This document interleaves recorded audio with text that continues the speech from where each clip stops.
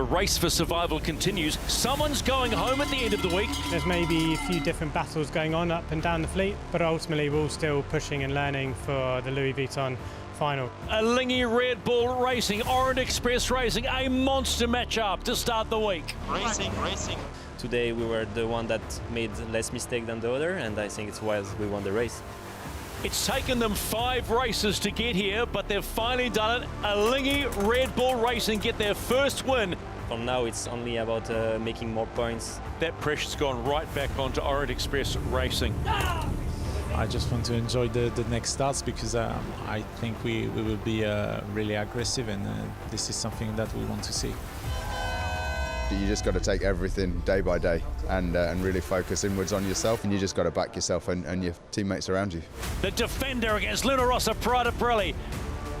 Oh, big touchdown there, Emirates Team New Zealand off the foils. I mean, we've had a lot of fantastic races against the Kiwis, so we always expect that it's going to be a very tough race and we're going to have to be on our game. Luna Rossa Prada Pirelli have got their foot on the accelerator.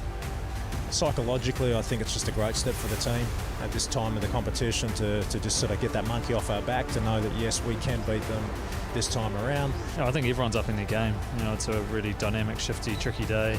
This race is not over, and Mother Nature will dictate the playbook.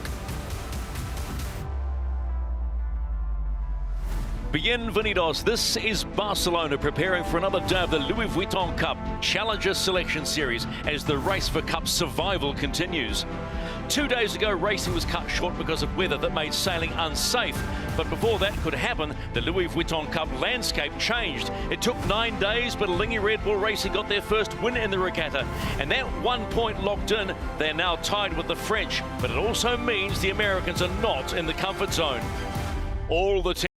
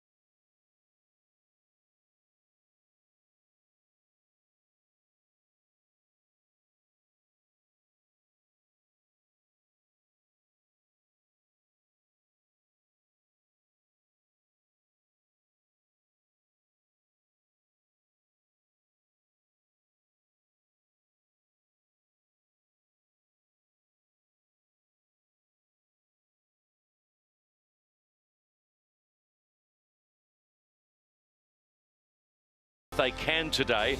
And then, of course, there is Alingi Red Bull Racing, fresh from that win. They believe they can have a real crack today. It's been a day and a half without racing, so we know that today America's Cup fans will be eager to hit the villages and fan zones to make the most of what's on offer. So let's see what Mother Nature is offering up today with Shirley Robertson. With much on the line today, conditions in Barcelona thankfully look a lot less flamboyant than we've seen of late. The sun is out and the breeze is slowly rotating, making its way back to the familiar south. We've got about 6 knots and it's expected to build up to 14 as we progress through the racing window. Well, as we've seen, making a plan about where to go on the track is vital. And to help us navigate the America's Cup course, with the magic of Windsight IQ, we're able to plot the real-time breeze in a wind map. It's very cool. Green is more breeze and blue less. Crunch that data through our own AC75 simulator, and we can hopefully all have an accurate heads up on what could be the match-winning way to go. So from a day of extremes a couple of days ago, we will get another extreme. We are in delay already because the wind is too soft to start racing. Race 18 between American Magic and Ineos Britannia. Stephen McIver, double Olympic gold medalist Shirley Robertson, 3-time America's Cup champion Glenn Ashby, and American tactician Peter Lester on the water. Good afternoon to you here in Barcelona. You just want to go racing right after the thunder and lightning, and It's very, very exciting. Quite Queen, move on. It'll be interesting to see if they are confident that we'll get racing by 2:30. The forecast, Shirley, I think is, promising, and we spoke to Ian Murray and Mel Roberts this morning at the briefing this morning, and all indications is that the breeze should swing around to the left, a little bit more out of the sort of southwest than it is at the moment, and we should get some decent breeze to race. So just hasn't quite swung quite early enough as yet, but confident that we'll get some racing in today. Yeah, it has been a crazy week of weather, hasn't it? It's really added to the drama. And I think there might be more to come as the week goes on. But today, as Glenn said, a high degree of confidence that the breeze will settle down. I think they've even set up the course for 190, so they're expecting that to rotate. And a beautiful view here of the Pooch Classic event, some beautiful classic boats, many of them nearly 100 years old.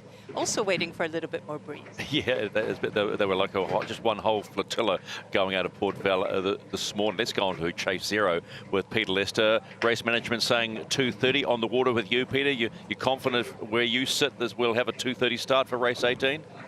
Oh, I think close to 2:30. I'm looking up the course, and certainly centre left looks to be freshening a little bit. On the shore side, it does look a little bit glassy. But what Ian Murray will be waiting for is just for the wind direction to settle down. It is wobbling around as much as 35 degrees over the course, and for that wind speed to come up to the minimum of 6.5 knots. All right, thanks for that, Pete. If you wonder how you get to the match, which is the race that you can fight Emirates Team New Zealand for the 37th the America's Cup, that's how it all starts. But here you go, you've got 6 boats, of course, that involved the Defender, but they get rid of it and they go straight out to the match. But then the other 4 have got to have a crack. Only 4 boats go to the semi-finals, so at the end of this week we're going to lose a boat. Who will that be? It's actually getting quite tasty now. And then we go down to the Louis Vuitton Cup final. Who will those boats be? I mean, if you look at the forward guide, you'd be thinking, well, at least one of them might be Luna Rossa Prada Pirelli. Who knows? And then you go to the match. The holy grail is the old mug. Can it be taken off Emirates Team New Zealand? Every team believes they can do so. And I mean, the narratives are changing every day. And I think if we went back to the day when the thunderbolts and lightning were going on, and the fact that the Swiss surely got that win, I just wonder whether that's the turning point they need to really push for the Final Four now. Yeah, they needed to perform, and they did, and that will surely give them a lot of confidence. And certainly speaking to the sailors afterwards, I mean, they looked taller, like a massive weight had been lifted off their shoulders. And so it could well be, a reset. But obviously also in that team, there's a massive amount of experience, of cup-winning experience. I mean, they know what it's like, and they know what to do to progress. So they will have taken a lot from that, and will come out today, I'm sure, a more confident outfit. Is that one word, it's used so often in sport, that one word, confidence. Can that change a campaign? I think so, definitely. And really, at the end of the day, the whole team runs on confidence. You have to be confident in every single aspect and every single department of the team. And when your chips are down, that's when the confidence in those that are around you really, really pay dividends, and that's where the strong teams come back from a deficit and from being a bit man down, so to speak, and they'll come out firing, and that's exactly what certainly Alinghi Red Bull Racing have done, and they're back in the game. It was a must-win race for them, a lot of pressure, and that pressure is on all these teams, and certainly for Orient Express Racing, they'll be looking to dig themselves out and have a really solid result over the next couple of races to stay alive. But all the teams are just trying to make it through to this next round, like it's do or die for all the teams to make it through to eventually have a chance of racing against the Defender. Whatever happens, one team is going home on Sunday evening. But this is also a massive match. Ineos Britannia against American Magic. It is the first up today, and actually quite hard, I imagine, if you're the first race today with this wind not quite in yet, but forecast to come in. What sails? You can see there's many sails up. They can't decide what to put up. Lots of decisions to make.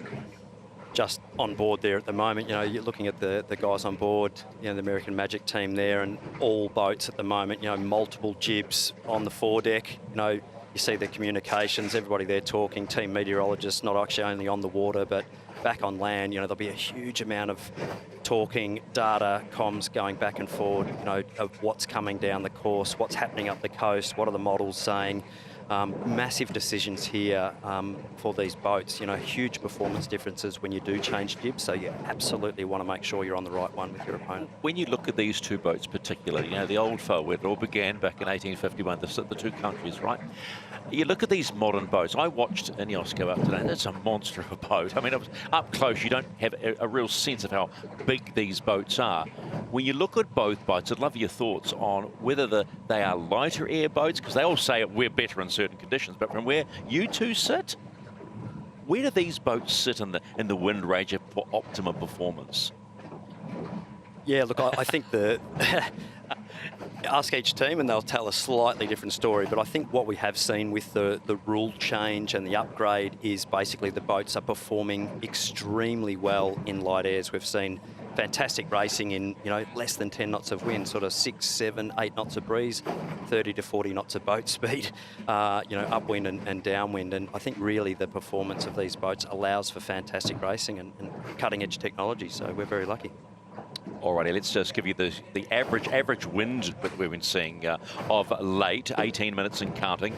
And there's what the average, the lowest you can go is 6.5, but there's what the average is doing right now. And it's that's the last 5 minutes, courtesy of Cap Gemini. So it's going to be a little bit interesting, to say the least. But anyway, in the meantime, we are going to bring you back to day 4, which was race 13. By the way, if racing starts beforehand, we will just bail out and bring you live racing, which would be race 18. But this is race 13 from day 4. It's Ineos Britannia against Orient Express Racing.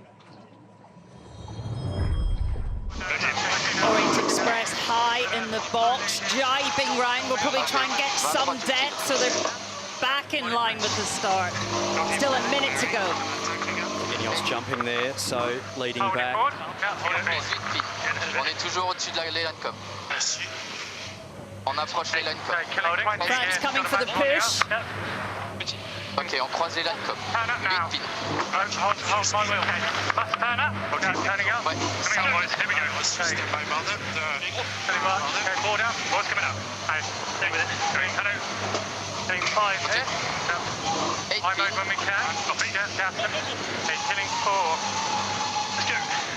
Il est pas loin d'être trop tôt. Ouais, je pense qu'il est late. On est à 6 late. All about the time and distance. Are they early? Peut-être un chouïa tôt, j'ai pas vu. Ok, super. A little early there, Ineos. Vas-y, racing. Duck down, both boats having to duck.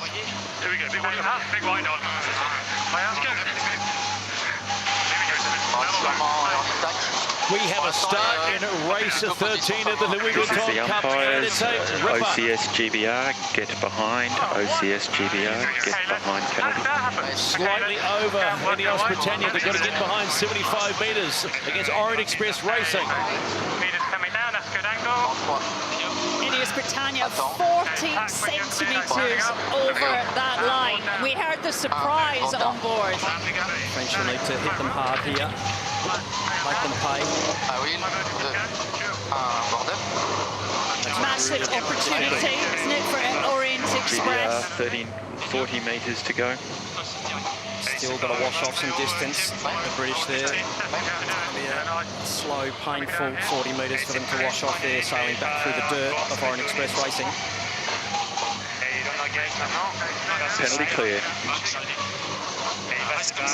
No room to tack back to the boundary either there for Ineos, so this will hurt for a little bit. Let's go on to chase boats here with Peter Lester. More wind, more aggression in the start box, Peter. Yeah, what a cracker. And Ineos just got their time on distance slightly wrong. And it just, that 75 metres at big speeds doesn't sound a lot, but it's just the pain that you have to suffer to fall back behind that leading boat by 75 metres. But this turns this one into a real cracker of a race.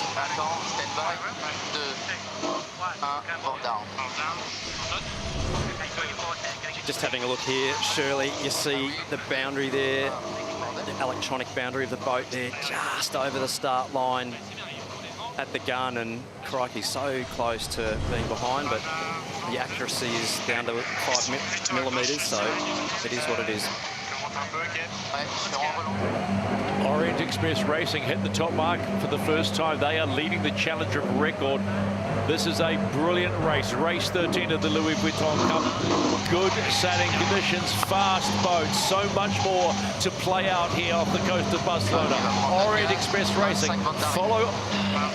are being followed around by Ineos Britannia. Come on. Let's go 100.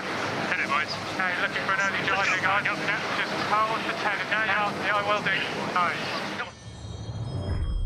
3, 2, 1. Mate, turning. Nothing in it. Heading towards the bottom mark. The fact that they've simo jibe means that they're both bow on bow. They may have a piece for that right turn. This is the race committee. We are moving the windward gate, shortening the course length to 1.6 nautical miles. Ineos Britannia on starboard. They have all the rights. Great race. Lead change at the bottom mark. Advantage Ineos Britannia as they complete leg 2, but only just. Orient Express Racing going around that right-hand mark as you see it. Massive, messy manoeuvre from Orient Express. Really tricky manoeuvre there. They've managed to get round and keep the boat on the foils. They're going to have to put the bow down on the jib now. Build some speed. Advantage Ineos. Coming down. Okay. Coming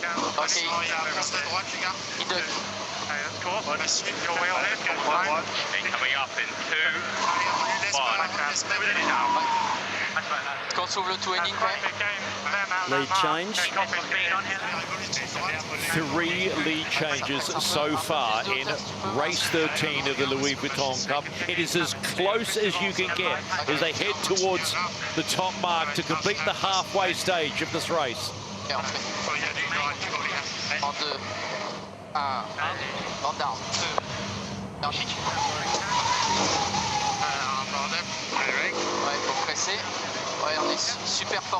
Right of way boat. Now the French.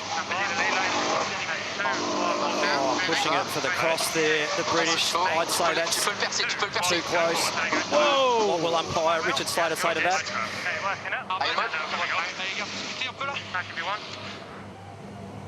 Okay, let's go. Protest. Ouais, je fais. On touche pas, ok, il dégage.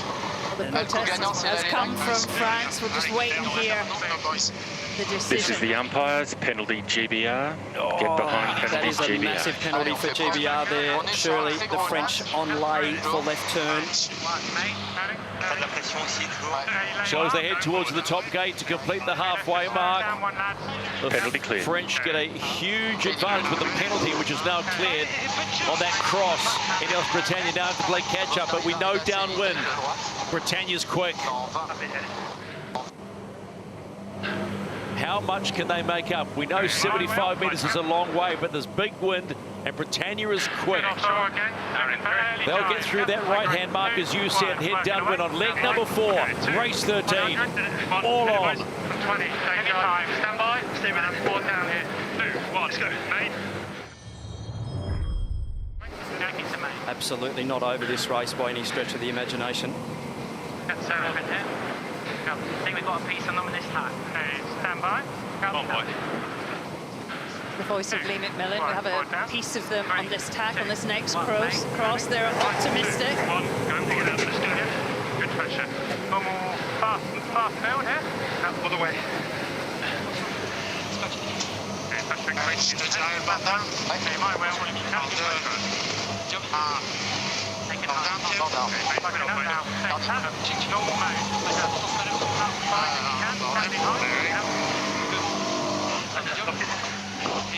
Take it Well, it won't be attacking there.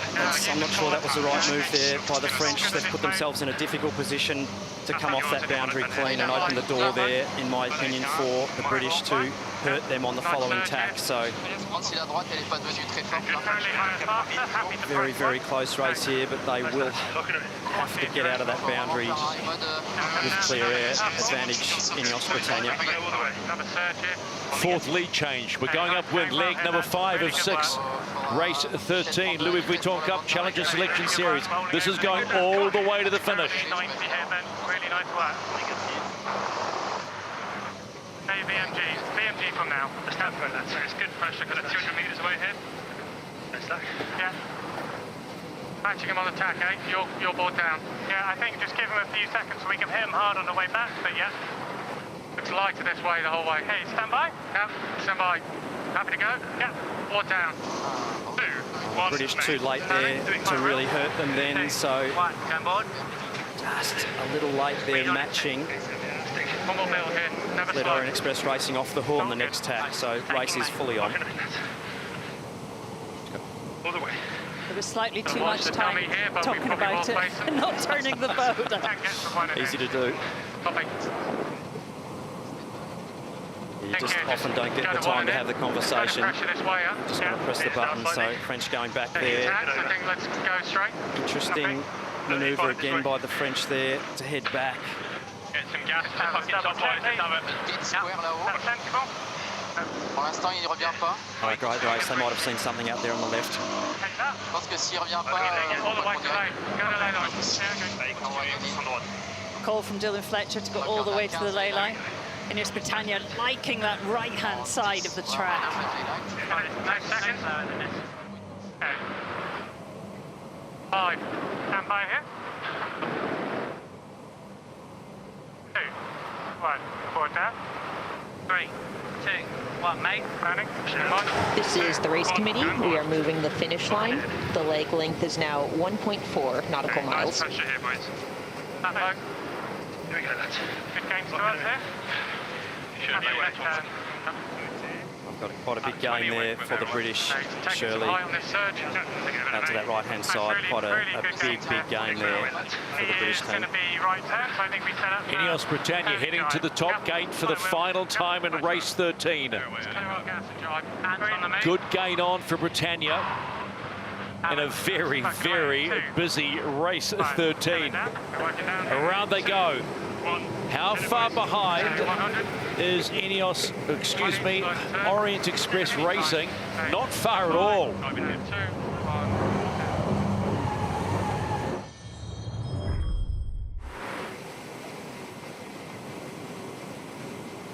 Next that. Hey, stand by. 2, 1, board down. Race 13 in the Louis Vuitton Cup Challenger Selection Series has had a little bit of everything. 4 lead changes, a penalty, imperfect roundings by both teams, but guess who gets the valuable point and their 3rd win of the series? It will be the challenger of record, Ineos Britannia. That's 3 wins now. And 2 days later here in Barcelona, the weather is beautiful and bright.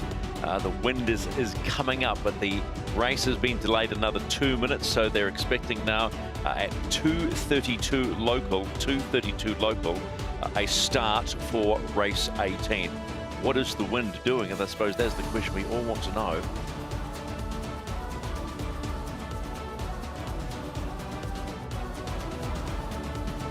What a great sight that is, the Puig Classic event. They seem to have great breeze, and actually there was a high level of confidence that the southerly breeze was incoming, and it is here. It's currently 6 to 8 knots, and it's beginning to settle in. So maybe time to put the kettle on, but not to make lunch. Don't go too far away. There's 12 metres, 13 12-metre yachts out on their own little regatta. There's, wow, 2 very famous boats. Look for a 2 in KZ7. How does that make you feel, Lenny? Yeah, I was about 6 years old, I think, when these boats were first launched, and wow, how that makes me feel old, but also how much times have changed, and obviously fantastic racing back then and fantastic racing now. So. Well, here is a more accurate picture of actually what we've got. The wind field just showing us where the breeze is. Remember, green is more and blue is less. So some real pockets of breeze beginning to establish itself on the racetrack. Currently, there is between 6 and 8 knots. We need 6.5 to get a race away. And the Ghost Boat liking that right-hand side. So we'll see what the teams think about that. But yeah, breeze is forecast to increase as the afternoon progresses. Some really tricky decisions for both boats here in this first race, both the British and American Magic.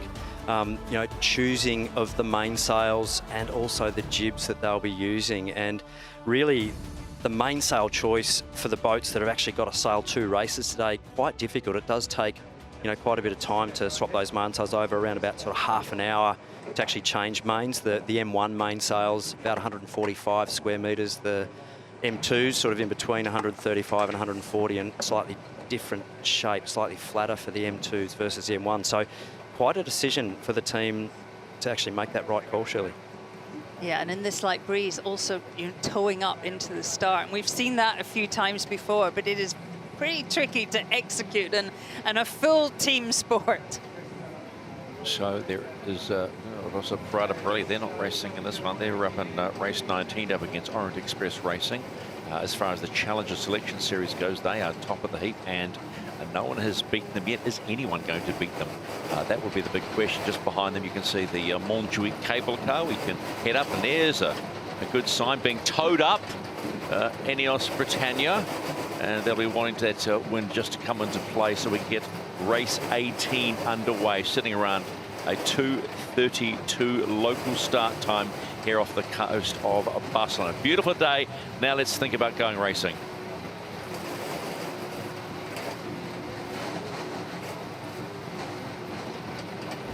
So let's go racing.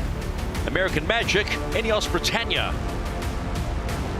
Representing the New York Yacht Club, the members of 44th Street may be beginning to get a little excited. This team is looking better and better with every match. One-time arch rivals, the helming duo of Tom Slingsby and Paul Goodison, are finding a new rhythm, a new confidence in each other.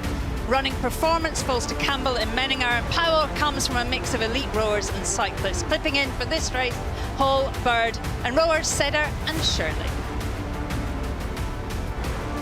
Ineos Britannia, who are official challenger of record for the 37th America's Cup here in Barcelona, have had a solid event thus far in the Louis Vuitton Round Robin Series.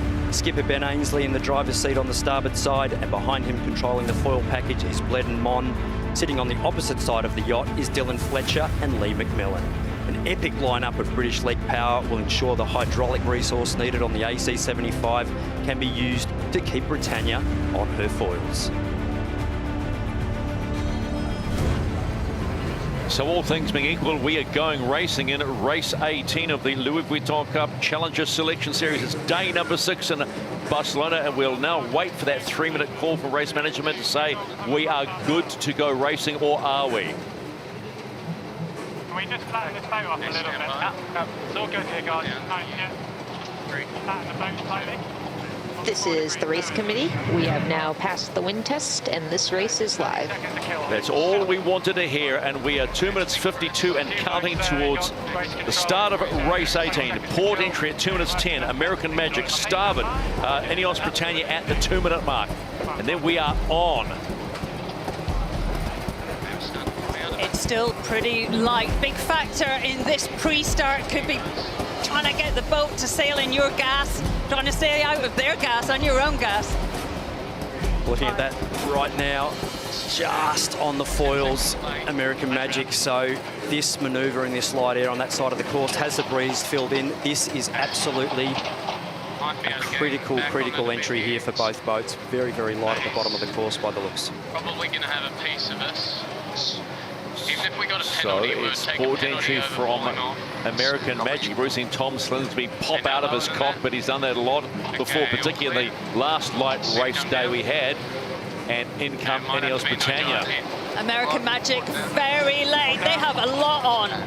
Could be a dial down here or dial up on the back foot. American Magic. Looking to tap. What's coming up? Big pressure, guys. here for a tap. Both boats doing everything they can to stay on the foils here. The breeze is very soft in this bottom left-hand corner. The British there ducking down below in the gas there. 23 knots boat speed, barely foiling, not fast enough to stay on the foils in a manoeuvre at the moment, the British. Working away, 2, 1, board down. 60 seconds and counting to start of race 18.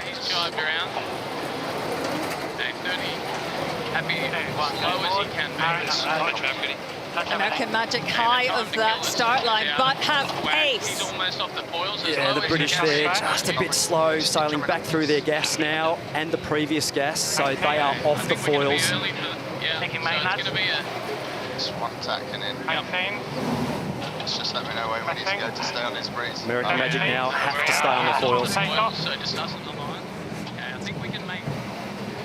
coming back to us now. These 16s are going to get some gas here. Full takeoff. 17. American Magic still need another manoeuvre. 18, here we go. Making big push line. If you can work up the lane, agreed. American Magic there tacking into fresh air there. They will be in fresh air there, so the British now on the back foot. American Magic could potentially dial the British here. They're going to have to duck and need to get through the start line there. Tight up here. Working up.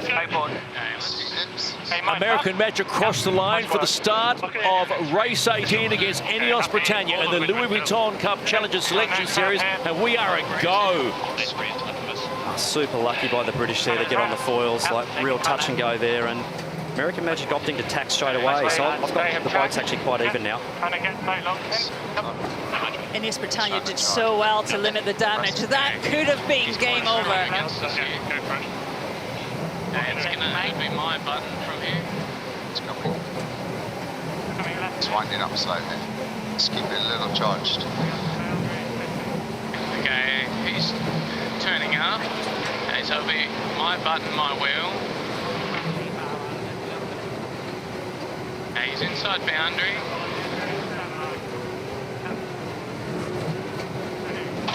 Okay, he goes. Okay, step by in 3, 2, 1.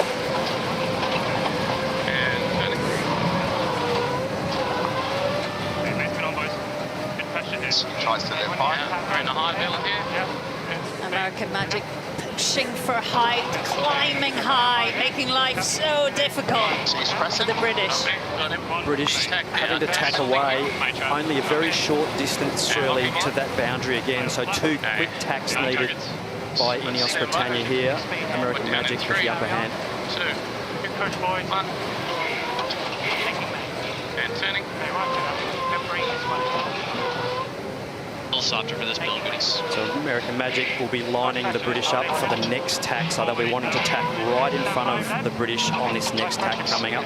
Ineos Britannia trying to gain enough ground that they can actually take a slight advantage.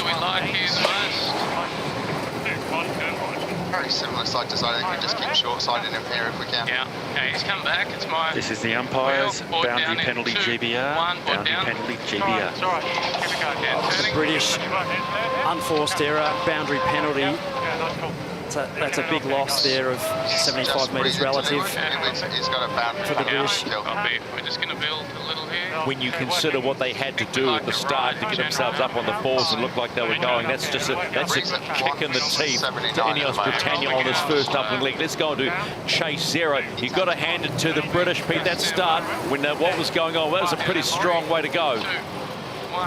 Yeah, it played out nicely for Ineos there. They did well to get out of jail, but certainly now they've got the clamps on them by American Magic as they push them back to that right-hand side. And, of course, that's where Ineos last time got that penalty. It just looks to me as though Ineos is just right at the bottom end, a little less manoeuvrable than American Magic. But it's still pretty tight. But Ineos won't want to get another penalty as they go over to that right-hand boundary. Done well here. Still not. Probably will face us from that. Boundary. Stand by. Okay, he's in boundary now. He's starting to get ready. Okay, stand by. Or down here in 3, 2, 1. Blink. American Magic, big clamp there on the British. Not many options for the British here just at the moment, so gonna hurt them if they can't live there. 22 knots. 21. There's a good gust here. Right now, chance, you guys, great work. He's pressing through. Anything to gas him. Pressing down a little. We probably want to lay this. Actually, other Mark's favourite. He's not going to lay left, so happy to be one. Be right. But he's very slow, struggling. Oh, British possibly off the foils here if they don't leave here. Both boats having to do another tack to get through that top gate, so all about staying on the foils here for the British at the moment.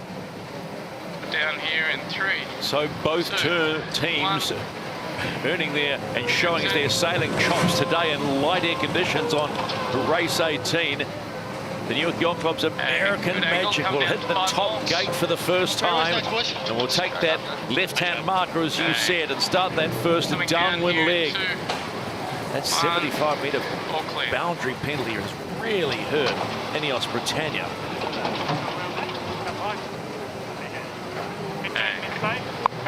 Challenger record now heading towards the top gate and making their way through it. They'll be playing follow the leader at this point. Looking down here in 2, 1, all the way down, yours. Many options there, Shirley, for the British. Really had to just sort of suck a bit of gas there and just get round the top gate, and they'll be trying to stay in touch and keep the game alive. Match them here. Yeah, a little bit further. This is the race committee. We are moving the windward gate, shortening the course to 1.4 nautical miles and shifting the axis to 190. When you hear that, you know it is light as far as the wind goes when they start shortening the course to make sure we get a full 6 legs of racing in. It's 180 degrees. We have between 8 and 10 knots at the top end of the course, so it's not super light, but it does seem pretty patchy. I think with this breeze just initially filling in, you know, you do get a few little wobbly bits and a few little bits of hot and cold air that make it quite tricky. So what the top of the rig's seeing, what the bottom of the rig is seeing can be quite different sometimes when it's filling in. So if he goes, he's close open doors. If he goes, I think we just roll with him. Yeah, happy with that. Okay, breathe. 190 it is in the right there. Take it, yeah. Stand by. In nice lefties with pressure here. Pull out the board down. 2, 1, move. Standing. He's Stuart. Okay. Coming. 2, 1, go board. Put down here in 3, 2, 1. It comes. I chuck up here, I think. And turning. Just seems like a little more pressure down that side of the course in general. I think, Shirley, we saw the boats fighting for that right-hand side upwind. And hang on. Little issue there. Big one, boys, big one, big one, big one. It's like the Traveller just didn't ease there. A bit overpowered there just for a second, and a little heart flutter there for American Magic. You can see the loss taken out of that manoeuvre. Happy to go back here. Really wacky here. The smallest mistake can be so costly for any team, even when you're in the lead. Coming in. We just heard port helmsman Dylan Fletcher say it is really wacky. There's a lot going on, as you say, Glenn. This breeze is just establishing itself. It's early days. Definitely not laying right. Both teams just really having to use a lot of oil from the cyclists here.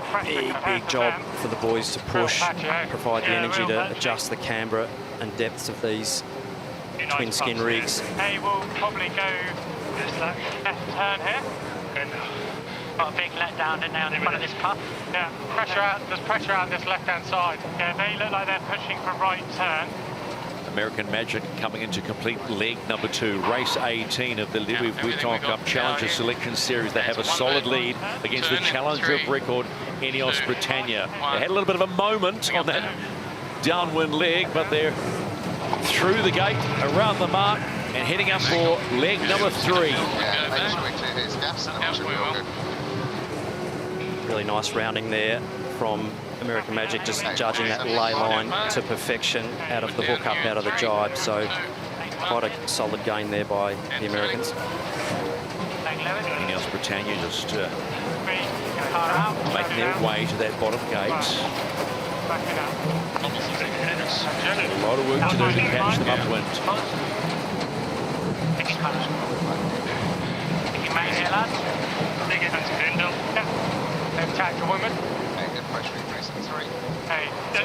Ineos Britannia with a nice rounding there. Higher boat speed, but quite a deficit to make up. The Americans will be looking to sort of come across and then basically tack in their line to sort of give them some dirty breeze. Interesting to see what's coming down the course breeze-wise in the future. At 186. Well, here's a look at the wind field. The ghost boat. Likes both sides. The ghost boat, that's a good sign. It's more even than we think it is. And then Mother Nature changes and the optimal route becomes also different again. It's 165, big level. Let's go on to the American Magic coach boat, the chase boat. Coach Tom Burnham joins us right now. Coach, you'd be pretty happy with the way the team are controlling this race right now. Yeah, they've it was an interesting start, that's for sure. We've been waiting out here for these breeze to fill, and it just got to be enough to start racing, and it was a tough start to manage for everybody, both teams. But yeah, the guys sailed a great first beat and had a little bit of a wobble on that downwind that scared us over here. But right now they're doing a really nice job. So it's still pretty tricky out here. It's a bit of a changeable day, so we'll see what happens. Yeah, Tom, Glenn, yeah, didn't just scare you, mate. We were all a bit scared as well, looking at the TV screens here in the commentary booth. It was definitely a bit of a moment. I'm sure there would have been some edge of seat, clenched butt cheeks for you guys as well as us, and they did a good job to keep it, not doing a head-to-wind check again. So, yeah, definitely some great racing. Got to keep sailing well in these tricky conditions, and nice job for you guys with your sail selection. Yeah, thanks, Glenn. Yeah, it's definitely, as you say, super tricky out here. So it's going to be interesting to see how this whole day plays out and the whole rest of this race. So, yeah, let's definitely a little clenched over here, and we'll see how we go. Nice, mate. Thanks, Coach. Thanks, guys.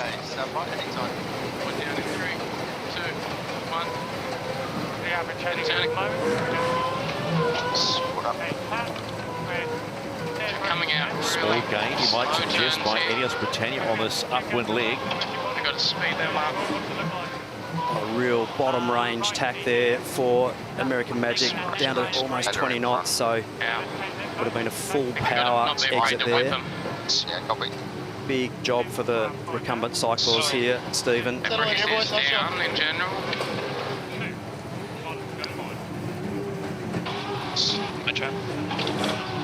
He's out.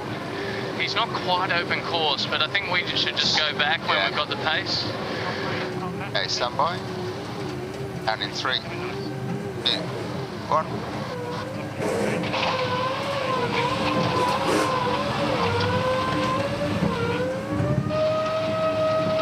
Nice move. Just get the sense that Ineos will make a gain. Let's just go on board and see what's going through their head. On our race course. Race committee, could you move the buoy off the race course, please? Very nice here. Good 10 seconds on the box. Stand by. So we'll be on his air on the way back for a right turn. Small right gate. 2, 1, pause down. 2, 1, mate. Very well. 2, 1, stand by. It will probably hit us, so if you can get a high mode out of it, once you fill. Yeah. That's look at it. Heading towards that top gate to complete the third and final leg. Just a quick check-in with Pete on Chase Zero. American Magic doing a nice job here at the moment. 15 seconds. Yeah, that 6 boat lengths they made on that downwind leg on leg 2 was vital, and they've been able to capitalise on that to really consolidate their lead. 20 seconds to right turn, gents. Breeze is down a bit. Okay. The New York Yacht Club's American Magic still controlling.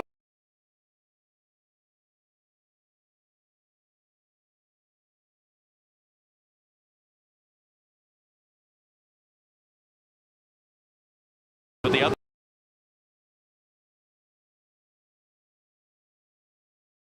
race, but Ineos again, and the halfway stage of race 18 has been completed by both boats.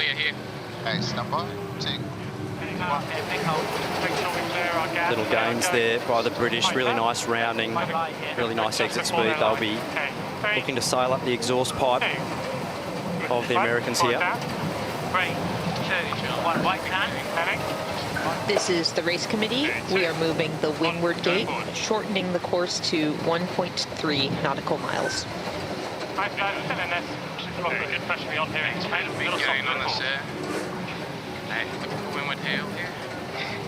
This race still very much on Ineos Britannia. We halved the distance between them and the USA. This race very much still alive. Anything can happen from here, and British sailing their boat really nicely here, and little gains to the British. Yeah, there is some pressure here. Yeah. It felt like was against this side. Yeah, we got the beat. Come on. Yeah, agreed. Just big righty here, that's the only thing. Yeah, we are just pulling on them the whole time here, but the next section coming up in 15. Back in the left, maybe slightly now. Ghost boat showing the optimal route there, so both boats He's right on us, by the way. going the way that the computer says. We're in an open course. 30 seconds. 2, 1, Okay, he's gone. Okay, stand by. We're down here in 3, 2, 1. And turning.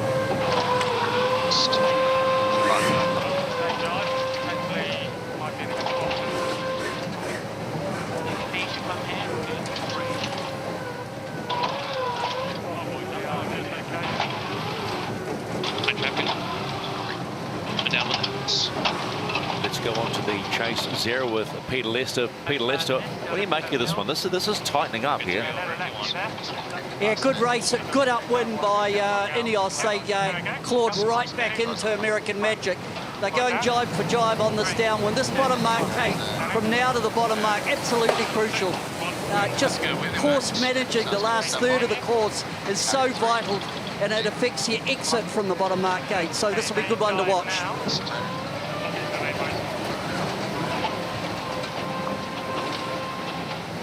Both boats exiting there full power on both the front sail and the main sail.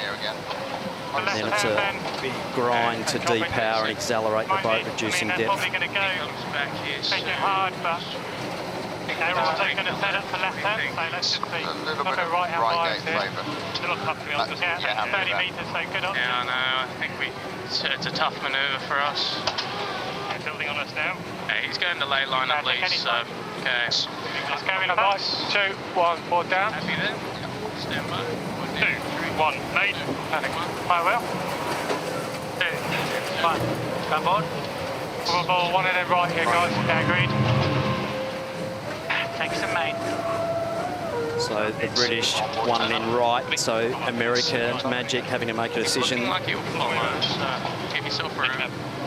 And Patriot heads to the gate, completes leg number 4, 2 to go, and that gap is narrowing. You can imagine Ineos Britannia, they can smell a kill here like a shark. Can they finish it off? Ineos doing a nice job there, just putting themselves in a position to entice American Magic to take that left gate, and they've jibed to take right. So split tacks, potential gains on the left-hand side of the track, so all on. Looking at this.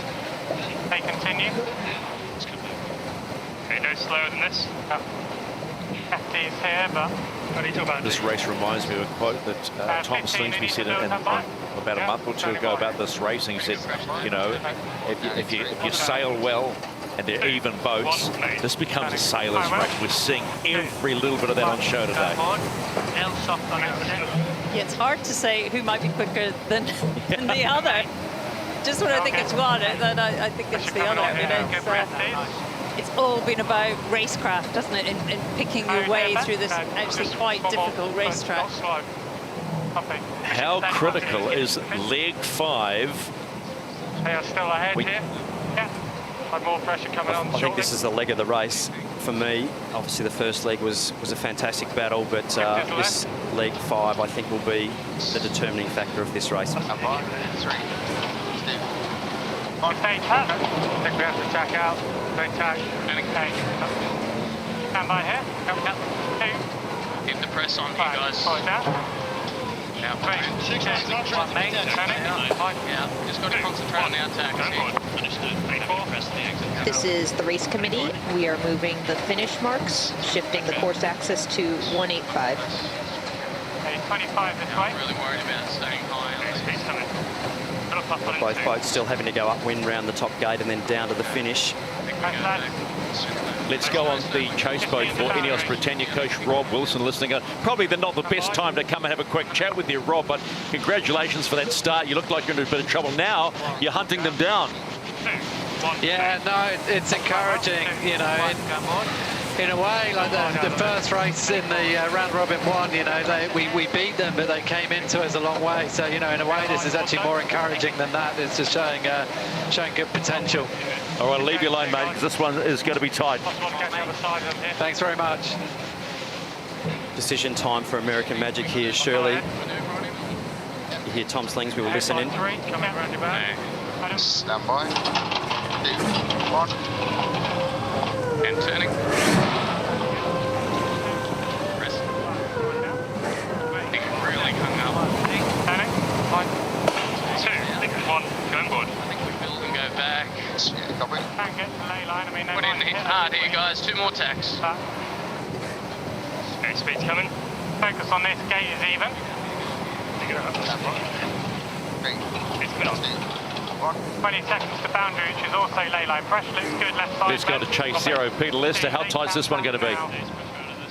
Yeah, this is good racing, and the long board is still on that port, going port up towards the top mark. So what American Magic are doing are herding the action over here to the left-hand side of the course, looking to put a real good clamp on Ineos. But Ineos look quite pacey to me. I think we've seen a step up from round robin one. Back it up. Taking that. High mode here. Okay, real slow. High wheel. Chill wheel. Good here. Steady temp here. Potential left gate here. Okay, push the heels first. Yeah, Ineos, really nice job of putting the bow down early. This race is absolutely on. Ineos having to survive there, but doing a great job, and potentially a passing manoeuvre here coming up. Nothing in this race. It is all on, heading to the top gate for the final time. Don't go anywhere.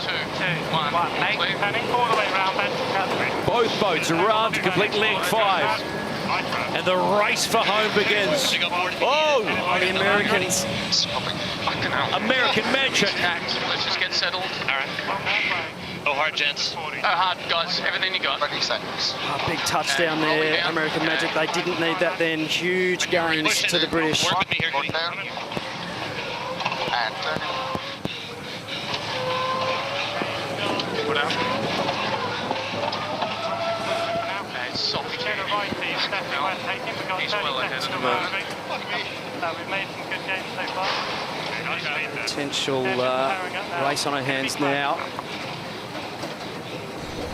Having a look at the replay here of just what transpired there around this right-hand mark. Ineos Britannia attacking to take left. Big leeway skid to windward, getting super high on the foil there, and they actually did well to actually keep the boat straight here. Bang, down she comes, and a huge wash-off of speed there, so real frustrating there for the team. It was a fairly straightforward textbook rounding, and now Ineos Britannia take the lead. Slightly left, isn't it? Yep. Mate, got to watch out. Which doesn't look that amazing the other side of us. Where do we carry on? Yeah, I think so. Still a couple of really important manoeuvres coming up here for both boats, so anyone's race at this stage. How much you have to wonder is that pressure? How much is that pressure? There's definitely some pressure on both teams here, but definitely advantage to Ineos Britannia here. They just have to keep sailing the boat clean and could pull a big upset off here. 1, pull it down. 3. Oh shit. Okay. 40 seconds. And the British having a big wobble there as well, so not their best drive either. You see the speed difference there, 39 knots versus 26. And there's the finish line. This is absolutely all on. got slight advantage still to the British because the Americans still have to pull off one manoeuvre, but so do the British. So big race on here.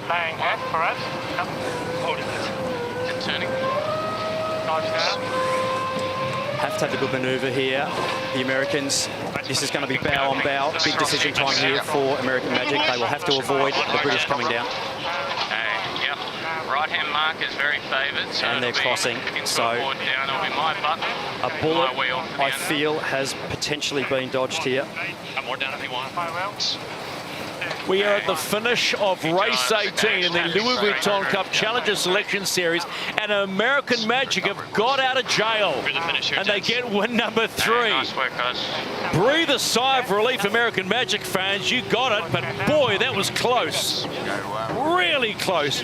Beautiful race sailed by Ineos Britannia, but again, they come up with the big donut in that one. You do not get any points for second place. Wow, what a race. Well, I haven't had my heart rate go up for quite a while watching racing, but I think I might have got it above 45 there. That was exciting. Rotation going in. So much of that race was about accuracy of the manoeuvres, wasn't it? It was not until the very last one was this race decided. So confirmation of race number 18, and the New York Yacht Club's American Magic squeeze home by 13 seconds.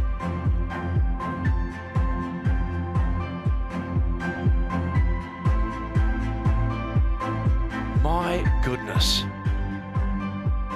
I think my heart rate's just started to slow down as well. When you talk about these boats, you talk about relative speed, and you get a race like that, you just got to smile. This is what it's about. Well, here's a reminder of all the action. American Magic were late into the box. They were on the back foot. The British were in the water and managed to escape. They did such a good job of that. It's top mark Browning, Shirley. The British right back in the race there, and a huge touchdown. Way too high in the foils there, the Americans, and that could have easily been the end of their day. Did a really nice job to keep the boat facing straight there. Still on all on by leg 6. The British having a touchdown, a slight wobble, a loss of pace, which left the door open for American Magic. Apparently not laying there for us. Recovery, boys. And a really nice job there from the American team to regroup, keep cool heads in that last manoeuvre, and pull the race win off.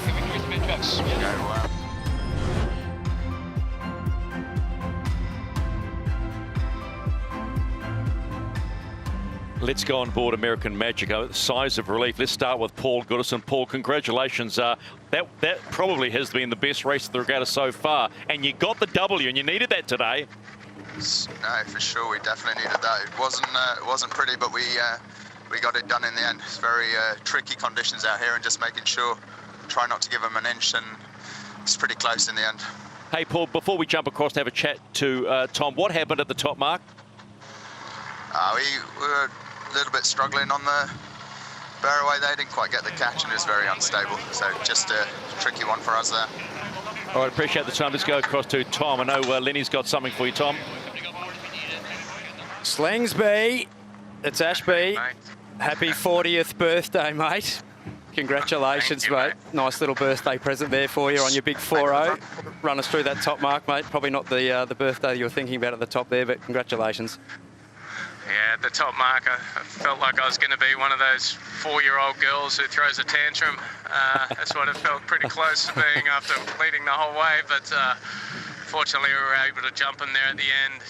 So patchy, the breeze. We got another like 3 or 4 knots after we crossed them, and yeah, we got into the lead. Congratulations, mate. Happy birthday, and well done for keeping the wheel nuts on, and yeah, enjoy having a little spell before your next race. Okay, mate. Cheers. Appreciate it. Let's go across to Ineos Britannia and talk to Ben Ainsley. Well, Ben, I said to Paul Goodison that was the match of the regatta so far. So close. Where do you think you let him go?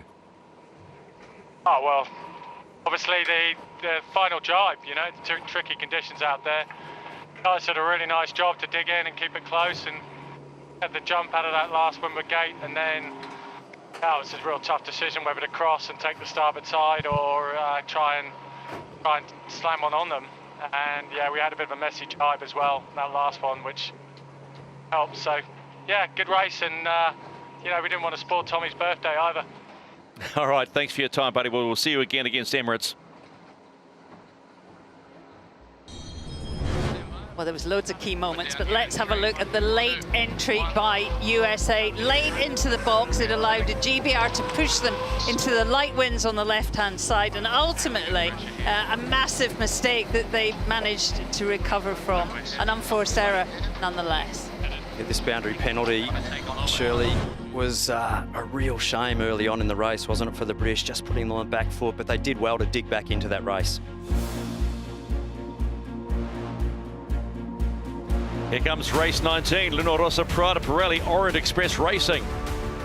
Well, having given the defenders something to think about, this team appears stronger than ever. And amongst the challengers, they're looking like the favourites. They're polished, professional, focused, with an ability to find some extra gas when they need it most. Helmsman Jimmy Spittle and Francesco Bruni appear almost clinical. Trimming is Molinares and TC, and they're backed up on the pumps by Voltolini, Gabbia, and on the starboard pedals, Rossetti and Luca Kerwin. The French team of Orient Express Racing have had a tough couple of days here on the waters of Barcelona, but are keen to make amends and show their depth of their team strength by taking down some big teams. The driving team of Quentin Delapierre on the starboard side of the yacht and Kevin Pepinet on the port side are joined by foil trimmers Matthew Van Dam and Jason Saunders. Providing the power for the sails is the brute force of pure French leg power, led by Thibaut Verhoeven, Remy Verhoeven, Timothy Lepau and Antoine Norgadi.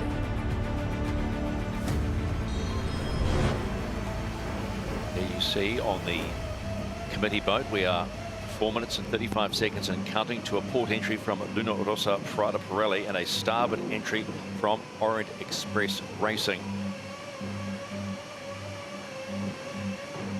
There is the silver bullet. And Luna Rossa Prada Pirelli have been the form horse of this regatta so far, and undeniable. They have every process in place and just do things so smoothly, so efficiently. I'm starting to sound like Glenn Ashby. Smooth, efficient, clinical, clean.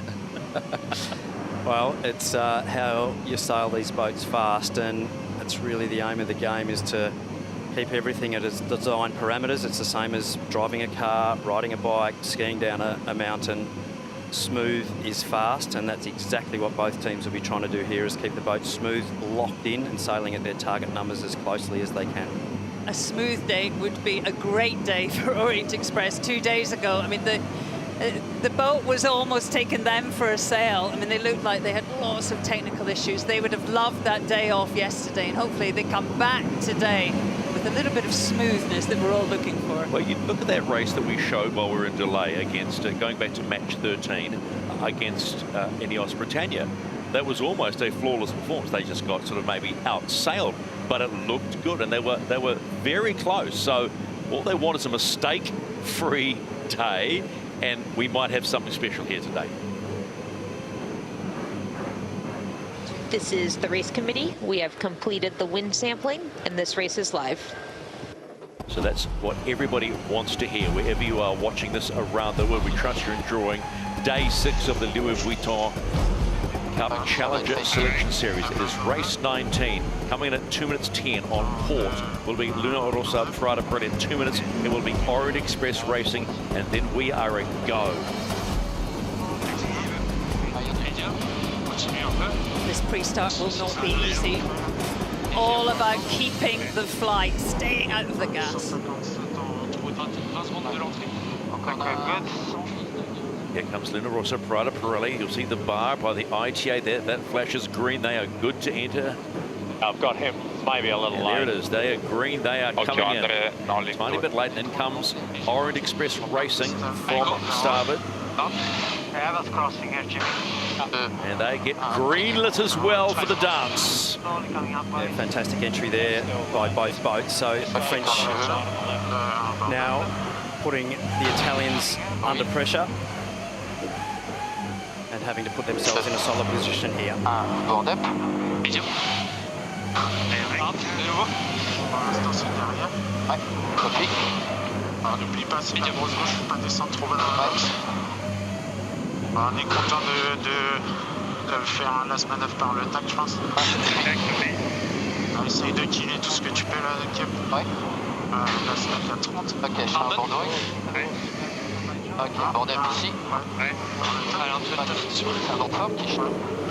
C'est chaud. Allez, je pense. French opting to tack there. Nice move, keeping their air clear. The Italians now looking to sail forward and take the advantage to leeward if they can. This is the umpires. France boundary penalty. France boundary penalty. Get behind Italy after the start. Oh, the French there, an unforced error. Unfortunately, pre-start. And struggling to get back up on the force. Oh my goodness. Yeah. Bit of a deficit to make up, having to get 75 metres behind from the start. The Italians here locking the French out to windward, so not only do they have a penalty there, caught to windward there, so dip start by the Italians here, and they'll be wanting to just rebuild speed and then extend out to that port side of the course, left-hand side looking upwind.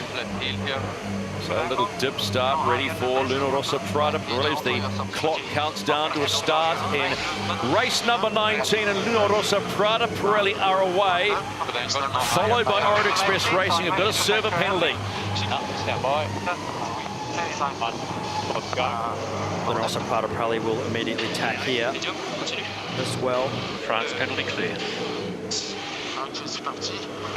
So French doing a nice job of washing the penalty there off in the tack, keeping in touch, and now having to try and sail the boat fast on the jib and keep their air clean as much as they can up this work. Keep it fast, okay, guys? He's in a little fast mode, but good mode for us. Negative one, copy. Orient Express, the last to get their boat, really are trying to catch up, aren't they, Glenn? And still seem to be wrestling. Still, the unforced errors are coming. Yeah, pretty good there. That's still pretty good mode. Just having a look at the ghost boat here, Shirley, showing a huge header there on the right-hand side of the course. So it'll be interesting to see if both boats go bow down into this. You can see the French there just sailing into the leading edge of that. Increasing in front of us, but it's slowly trending right. Slowly trending right, so the wind field spot on.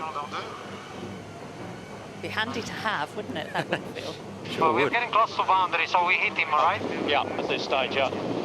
A little gain to the French there with that right-hand shift, but Luna Rossa will be looking to just line up. When the French tack, they'll be looking to tack straight in front of them here. This is the race committee. We are moving the leeward gate, shifting the course axis to 165. The breeze has gone quite a chunk back to the left-hand side. There isn't not much runway for the French there to tack back, so 2 quick tacks here needed by the French to keep their air clean. Little wobbly tack there, just to keep the rig powered up in these slow conditions. Stay high. That's normal mode here. 51, coming up. Just a second, guys. Let's go to chase zero. Peter Lester, thoughts on the start of this race, mate? It'll build if you can, boys. Complete control by Luna Rossa Prada Pirelli. They just held Orient up, and now that the action really is getting so far over towards that right-hand side, Luna Rossa will have a pretty comfortable advantage at this first mark.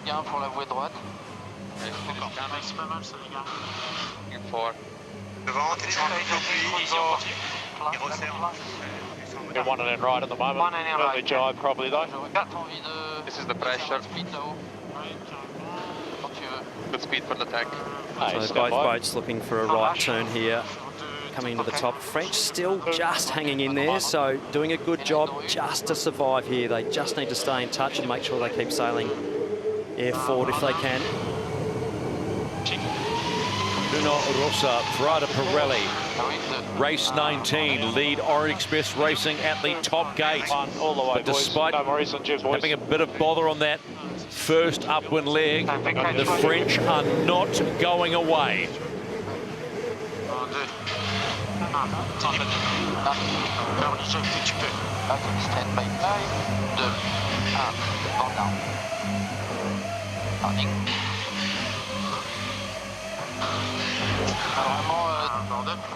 Grosse presse à notre droite.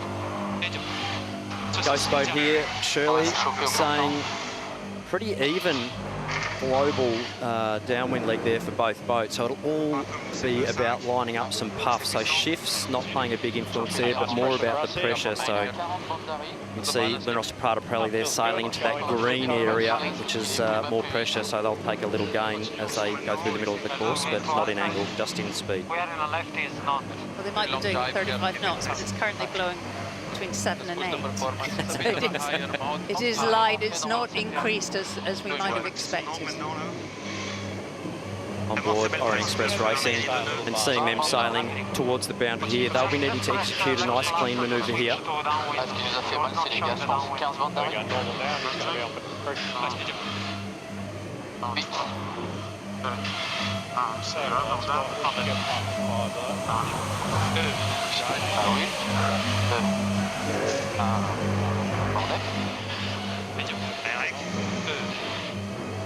Not too big on the left, yeah? 170 is actually... Let's get into this puff a bit more. I think we go, boys. Oh, we're 10 seconds here, light. Tu peux aussi mal de one and in, par contre, mais... Okay, mate. Move. On. Let's go. Je pense qu'il passe le one and in. Je pense que ça peut passer. Really nice ride height control there from the foil trimmers. Berto Molinari, Andrea Pessi doing a great job keeping that silver rocket locked in nice and level, nice and high, low drag, good coast, and lovely manoeuvre there. Let's go to chase zero. Peter Lester, Luna Rossa Prada Pirelli once again in the rhythm. Small gain on the right mark here. Yeah, they've stepped away nicely on leg 2. Their manoeuvres look lovely. The wind on the water looks a hell of a lot more steady than it did, and it's up a little bit. Wave state's up as well. Luna Rossa Prada Pirelli are just reveling in this stuff. Officially, you got your about 5. 2, 1, happy? Yeah, good now. Luna Rossa, the probably right turn here, left turn looking at the screen.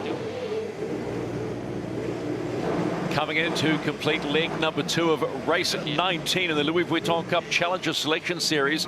And Luna Rossa Prada Pirelli in charge against Orient Express Racing. Nice. Good pressure straight ahead. Happy -1 hill. 160 is a bit of a lefty, okay? Not huge, but... It's the little things that are making a difference for Orient Express Racing, and the one line that keeps coming up frequently, they don't want to hear this, unforced errors, is hurting the French. They complete leg 2, it hit on the upwind leg. Leg number 3. C'est bon, c'est le tac, il faut y aller, non?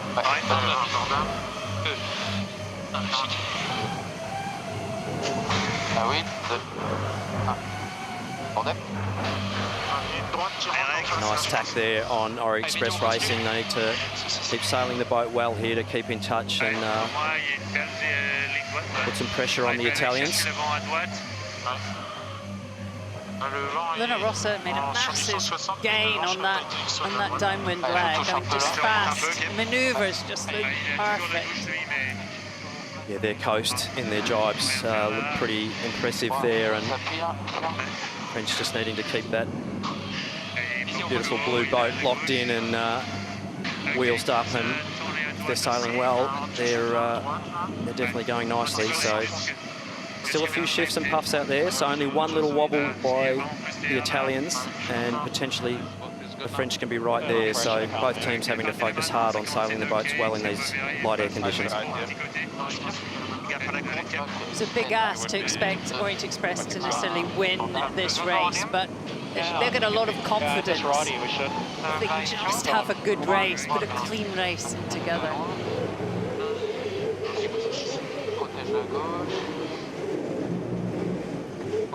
Let's go on to the Italian chase boat with coach Philippe Presti. Good performance at this particular point of the race, Philippe. Yeah, great start from the boys.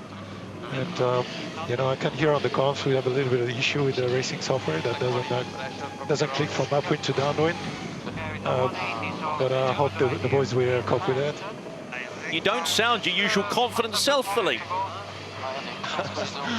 No, because I was in touch with the base trying to solve the issue, and if I can solve this racing software issue, that will help the team. So that was I was a little bit on a rush. Okay, we'll stay out of your way. Thanks, bud.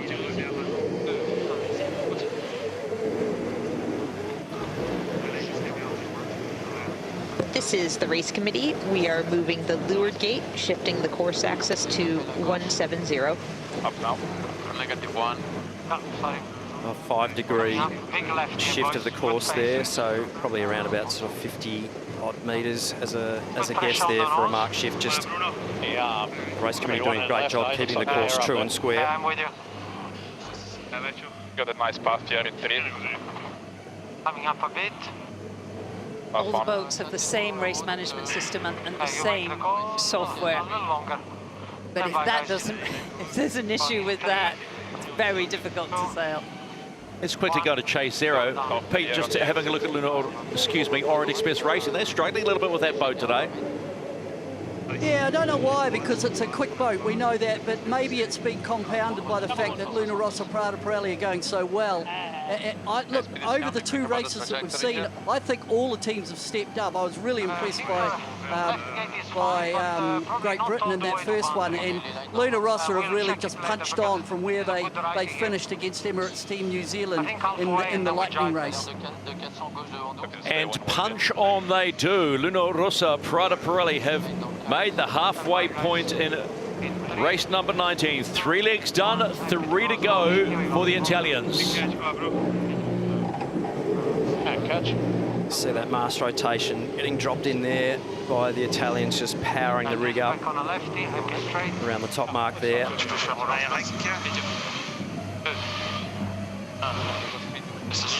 And getting to the top gate for the 3rd time, Orient Express Racing. They've hung in for a while, but now, once again, it looks like the Italians is hammered down. And it is on the downward leg. Orient Express Racing, complete 3 legs.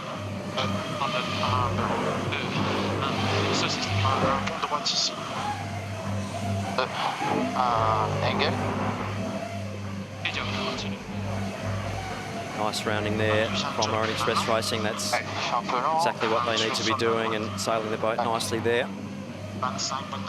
Gardez droite ou pas? Ouais, je pense pour l'instant. Back on to Chase Zero. Pete, what do you got? Well, that second upward leg was just an absolute beauty for Luna Rossa Prada Pirelli. They took about another 5.5 lengths just on one leg. I just think the French team Orient just are struggling with their manoeuvres and maybe just a little bit rattled when they look down the track and they see how quick Luna Rossa Prada Pirelli are in this race.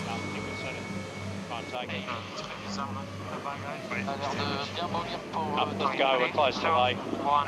On board with Jimmy Spittle, just about to take over the helm from Francesco Bruni, so pretty much taking over there.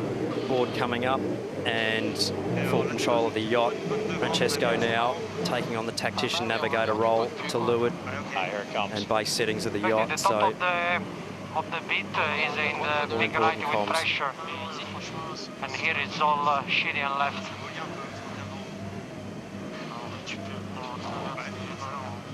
You really have to trust each other, don't you? It's not just your driving skills, but tactics, strategy. We have to decide if to go on and in the left gate. Could be an option. Or join in right. I don't like the UFO, so...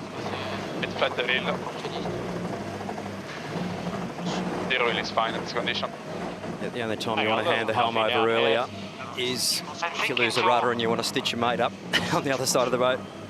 Quick hands, wasn't me. Let's go on an inlet. But at the end of the day, you've got to sail the boat well together. And the French are doing a really nice job there of being locked in and sailing the boat well. Lefty.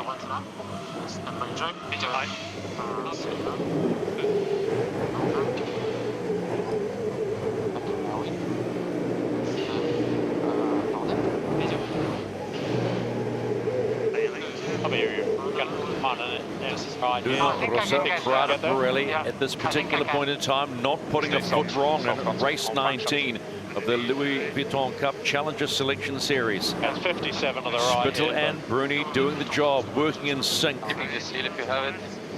They'll complete leg number 4 of this race with 2 to go. The French are hanging in. The delta was 37 seconds at the top. Let's see if they've made up any time. There's a round go of the Italians on the final upwind leg. Lovely, lovely rounding there.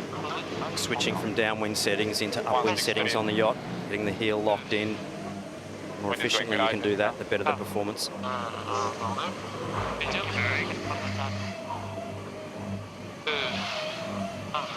Lovely jibe aboard Orient Express Racing. Nice, big, deep sails there, exiting the jibe. A really fantastic manoeuvre there, and they're sailing the boat well. And Orient Express Racing will take the small wins like that any day of the week.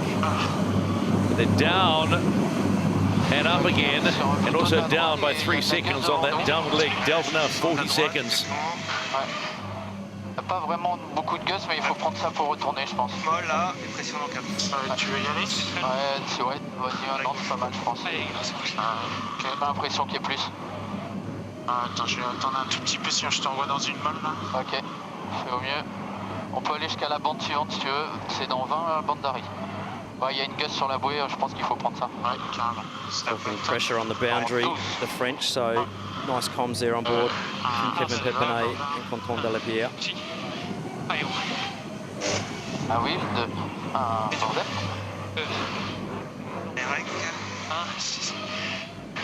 Let's go on the coach boat for Orient Express Racing. Thierry Douillard is listening in. They're struggling a little bit today, Thierry.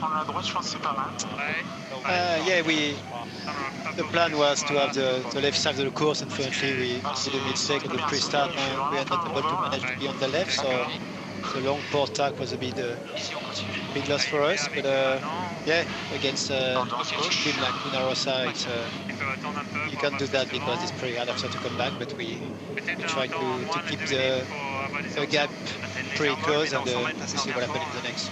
All right, thanks, Thierry. If you're a French fan, just a little reminder, France and Alinghi Red Bull Racing are at the bottom of the leaderboard. They have 1 win apiece, and so from here on in, every win, if they can get another win, it is so vital. If they don't, and we get to the end of the series and they're on equal points, there will be a sail-off between the 2 bottom teams. So, lots of drama. But if you're Orient Express, really just being able to refine the process a little bit better, and then you could be in a good shout of getting another victory. It's a hard learning curve for Orient Express Racing, but we've seen they can handle this beautiful boat. But consistency is one word that keeps popping up in every helmsman's playbook. If you are consistent across the board, consistently good, I should throw in, because that does make a difference, then everything becomes a lot easier. This is the race committee. We are moving the finish line, shifting the course axis to 165. 3, 2, 1.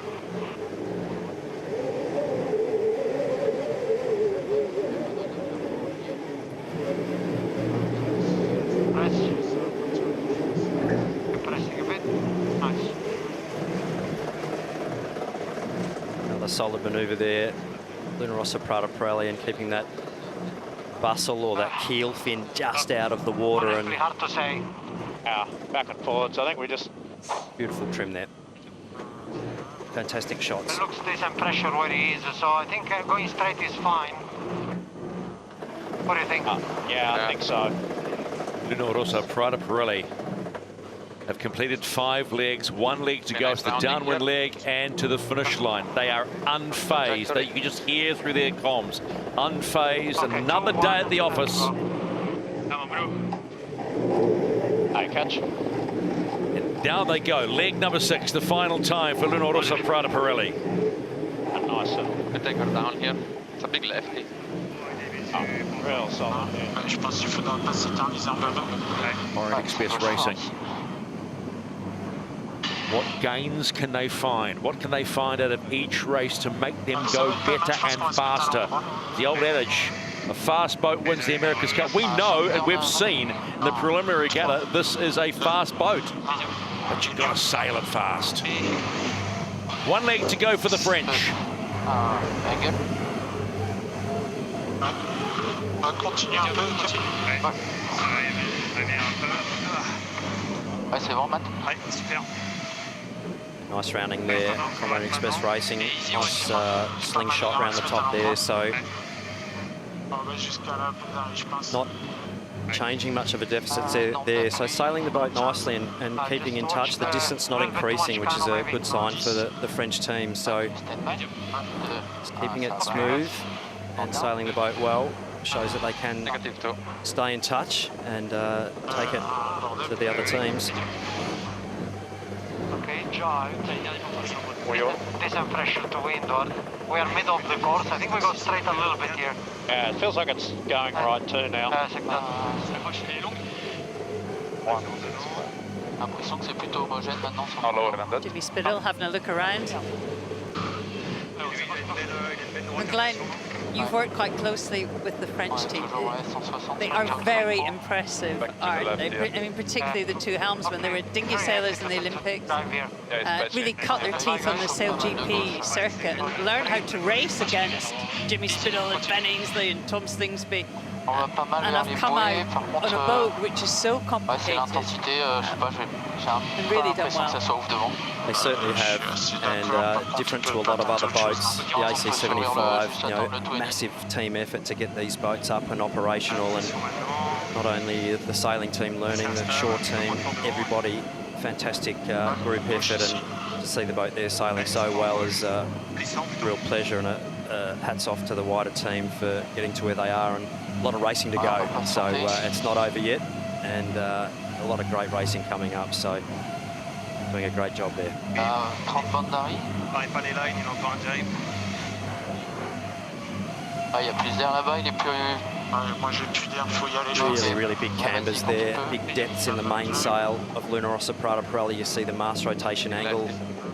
Really deep, powerful sails there as I sail down only into sort of 7.2, 7.4 knots of breeze. So you can see how light it is on the water and needing to power those sails up for max performance. Luno Rossa Prada Pirelli get another point on the board on day 6 of the Louis Vuitton Cup Challenger Selection Series. Their record is perfect, unbeaten so far. Can anyone take down Luno Rossa Prada Pirelli? And the left there is fate. Gonna go to the right? Yeah, we can drive. Listening to those two, it's like, well, should we go have a coffee now? That's another race on the boards. Yeah, just okay. Yeah, little espresso maybe, and off we go again. But that's the impression you get. They are so in tune with that boat, the Italians, that you just shake your head. You really do. They are a joy to watch in action. Ah, stand by. Vas-y. Ah, ça va pas. Pardon.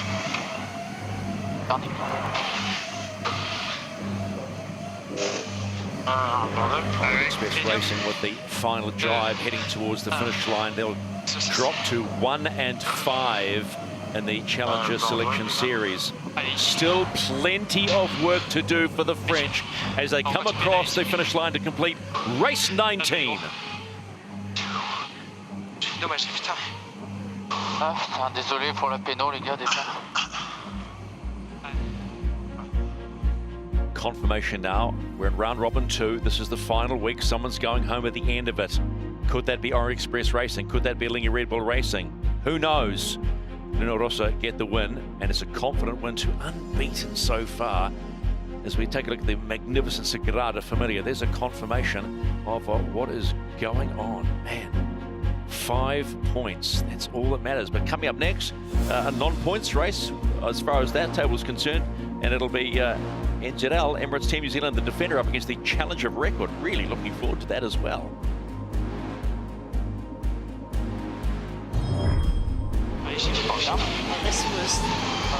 This was the start. Orient Express just sailing over the boundary, and a costly error so early on. This is the umpires. I thought the French actually did a nice job here, Shirley, of just keeping the pace on, dipping and then immediately rolling into attack and actually washing that penalty off and putting themselves in the best position to actually get back in the game with Luna Rossa Prada Pirelli. Luna Rossa Prada Pirelli defended well. I mean, they didn't give the French an inch.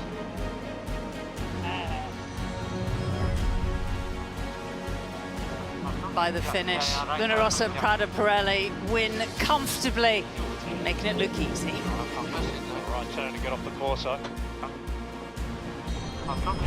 Let's go on board Luna Rossa Prada Pirelli. Francesco Bruni and Jimmy Spitler standing by. We'll start with Francesco. It just felt like another day at the office. Total control and just beautiful to watch the teamwork today. Francesco? Yeah, no, it wasn't, it's never a day at the office. Those guys show some speed at the beginning of the race. They paid the penalty and they were back into it pretty strong. Luckily, we kept the control and yeah, and we still a good race. So yeah, super happy with how things are going, and yeah, keep pushing. All right, let's go across to Jimmy Spittle. Jimmy, the bullet's flying, man. It looks so cool. I mean, how much better and how much faster can you go? Oh, I think there's still a lot under the tank, and yeah, it's just trying to learn the lessons each day, and you know, technique-wise, there's a lot of meters there as well. Today was a really tricky race. I mean, it was like half the course is in one set of conditions, and the other top half was in a complete different wind field, so made it pretty challenging. And I'll tell you what, the French have got a lot of boat speed. All right, appreciate the time, man. We'll see you again.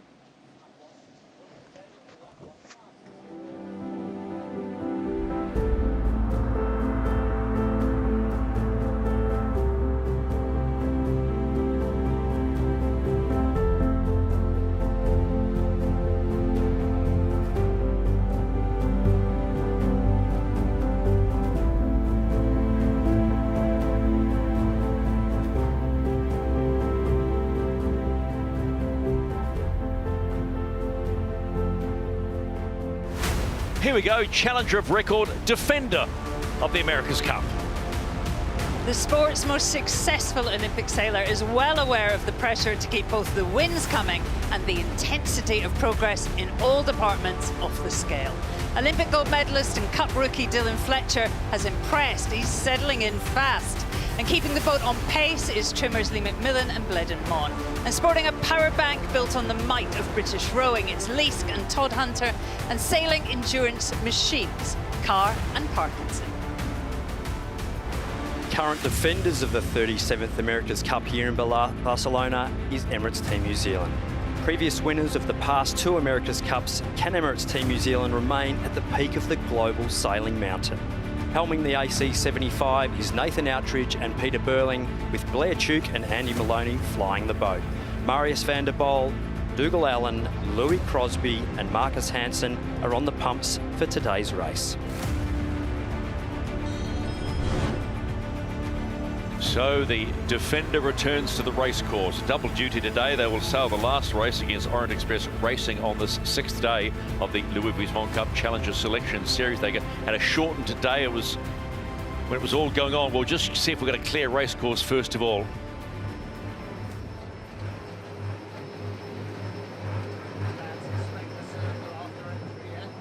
This is the race committee. The wind sampling period is complete, and this race is live.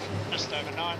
It's the news you want to hear. It'll be a port entry for Ineos Britannia, a starboard entry for Emirates Team New Zealand, who, and let's remind everybody, they are running out of race partners because once they're done this weekend, they're racing against themselves. Yep, your old Nigel no mates after these few races, and a big gap then for the Defender to wait and see who becomes their challenger for the America's Cup AC37.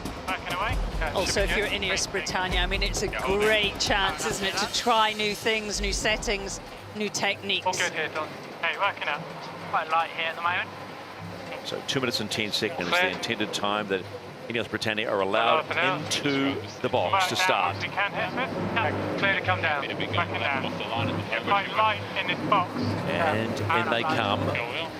Now waiting for the Defender of the Louis Vuitton 37th America's Cup. Got across. Happy passed all the way down. That here. Hey, working up. Okay, what do you think then? Just up into zone 1, 2, stroke zone 2. They continue. Good breeze and line. They're going quite high up. They are driving. Both boats very experienced match racing teams here. And we will see the boats getting pushed hard here in the next 1 minute as they engage to try and take an advantage over their opponent. Yeah, like top way left at the moment. Yeah, you are happy to stay high at the moment. Absolutely. Slight bias on the pin towards that left-hand side of the start box.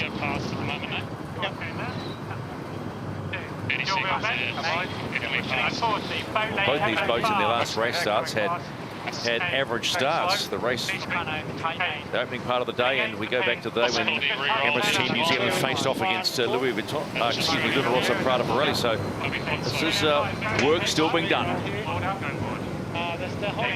The Defender is setting up high. Just watch, don't get in too slow here. Okay. They don't have a shutout on the boat, no. 20 to kill us. Hey, killing one for the pin. Yeah, they're trying to stay opposite. We'll see a big speed build shortly on Emirates Team New Zealand to put pressure on the British. Get on the charge fairly soon. I think there is time. Time to come down to us. Okay. They're going to get just around the boat, but they'll be sort of mid-line, I think. The New Zealanders on the prowl, heading in. We've got a big down to come down.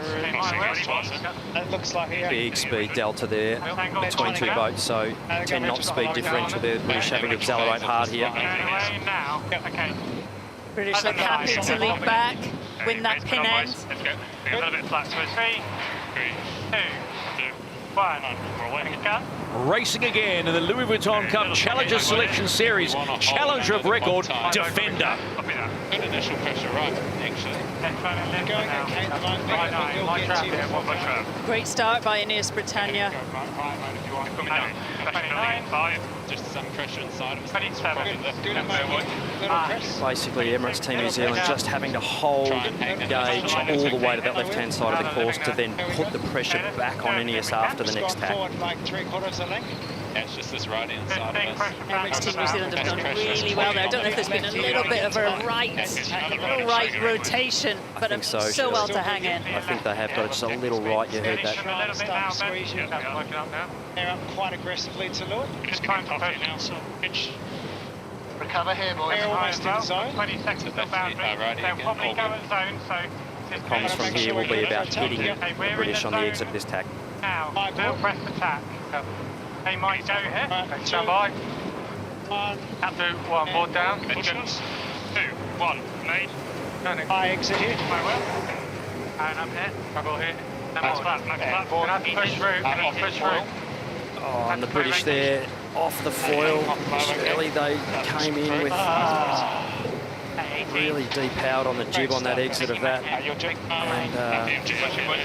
And big loss there for the British, unfortunately. Very nice positioning by Emirates Team New Zealand. The British having to dig hard here to accelerate the boat and keep their air clear.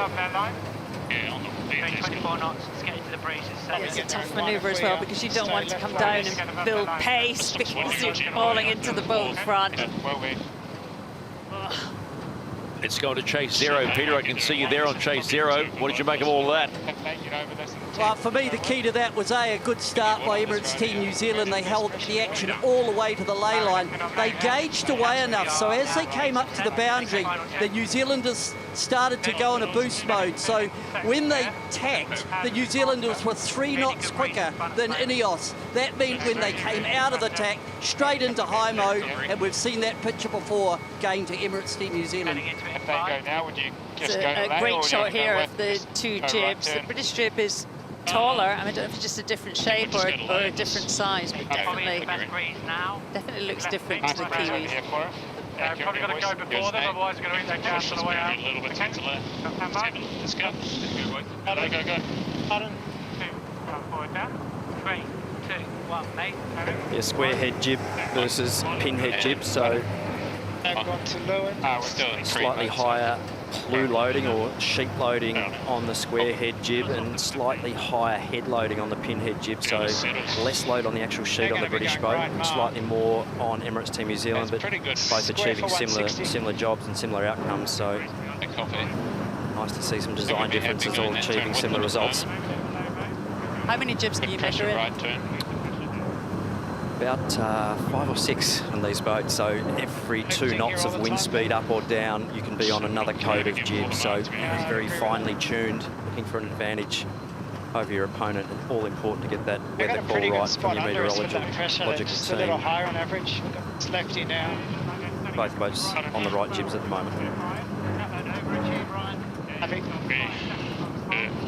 Emirates Team New Zealand into the top gate for the first time, leading by some 200 metres on Ineos Britannia, the official challenger of record. Still a long way to go.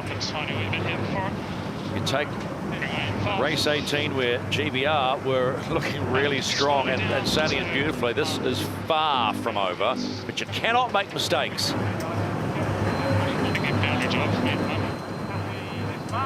I think we got a little tow-away soon, I see. Ineos Britannia coming to the top gate for the first time. 5 legs to go. All concentration. Nathan Outteridge on Port Helen for Emirates Team New Zealand. Around to go Ineos Britannia.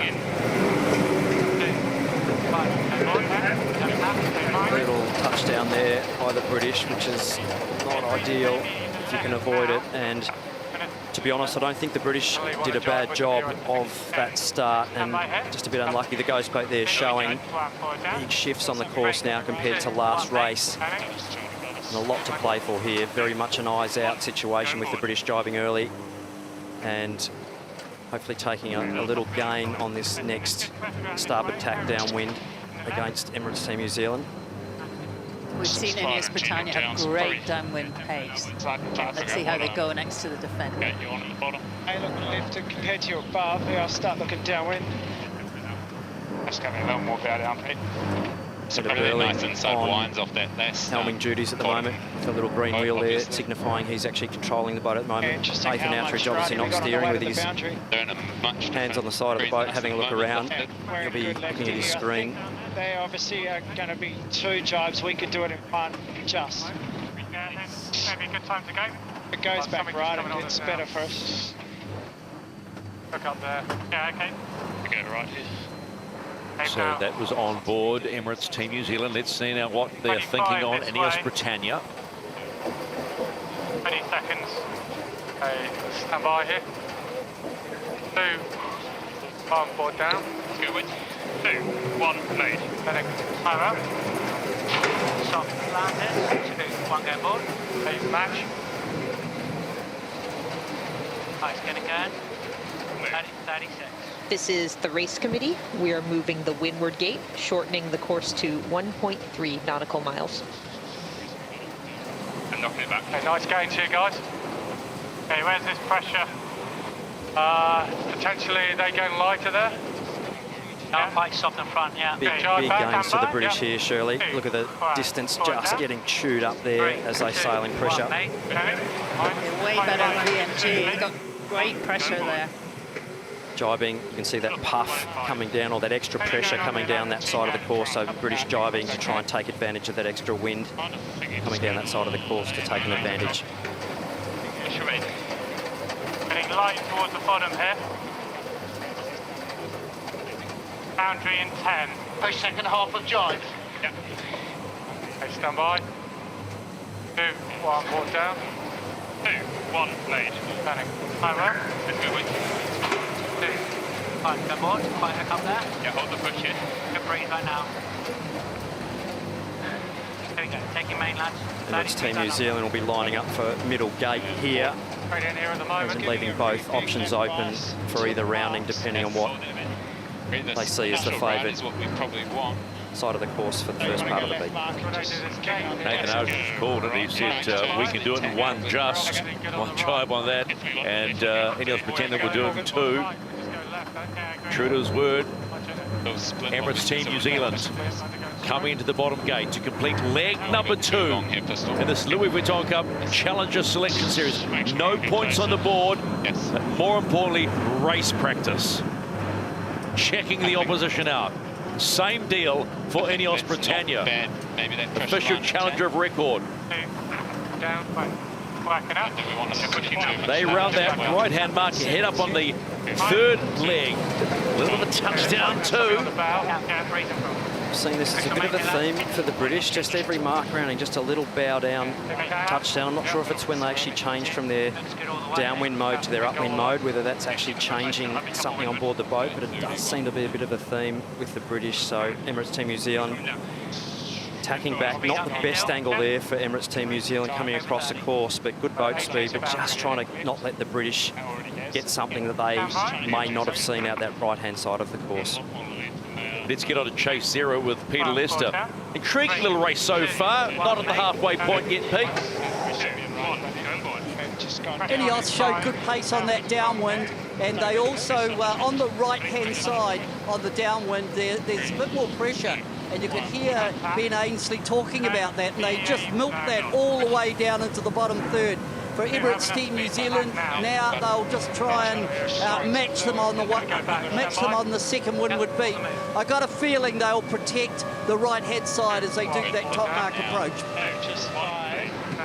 I'm nervous about the top right, to be honest. I think we want to go with in this one. Going left quickly here. But yeah, like we're caught between the 2 breezes, so. I'd agree with Andy Maloney there.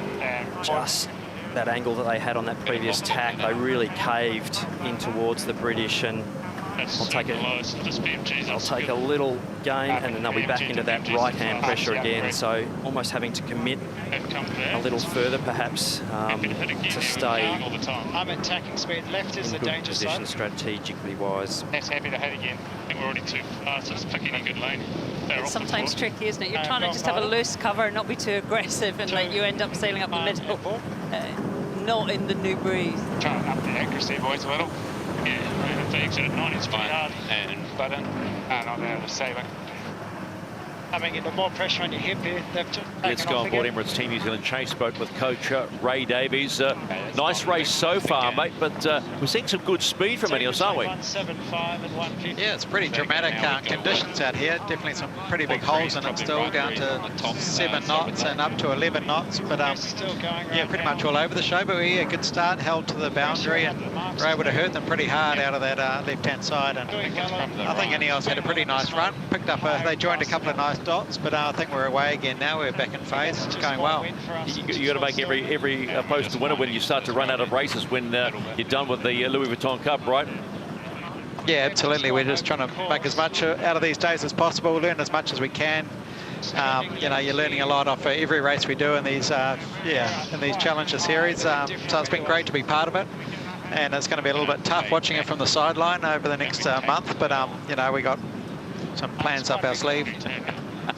I'm sure you have. Thanks, Ray. See you guys.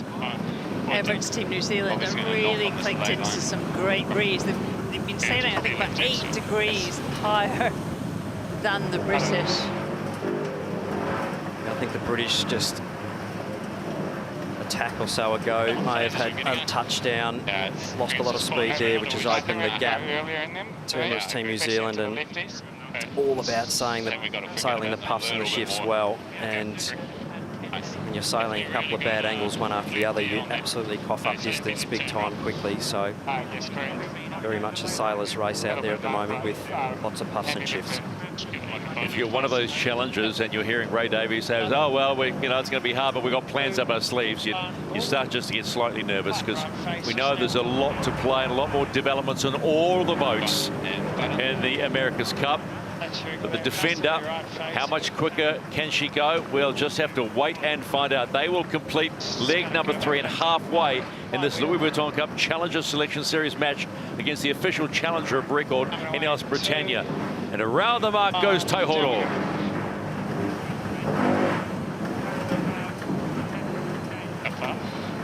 I think go all the way at the moment and just try and clear all that gas.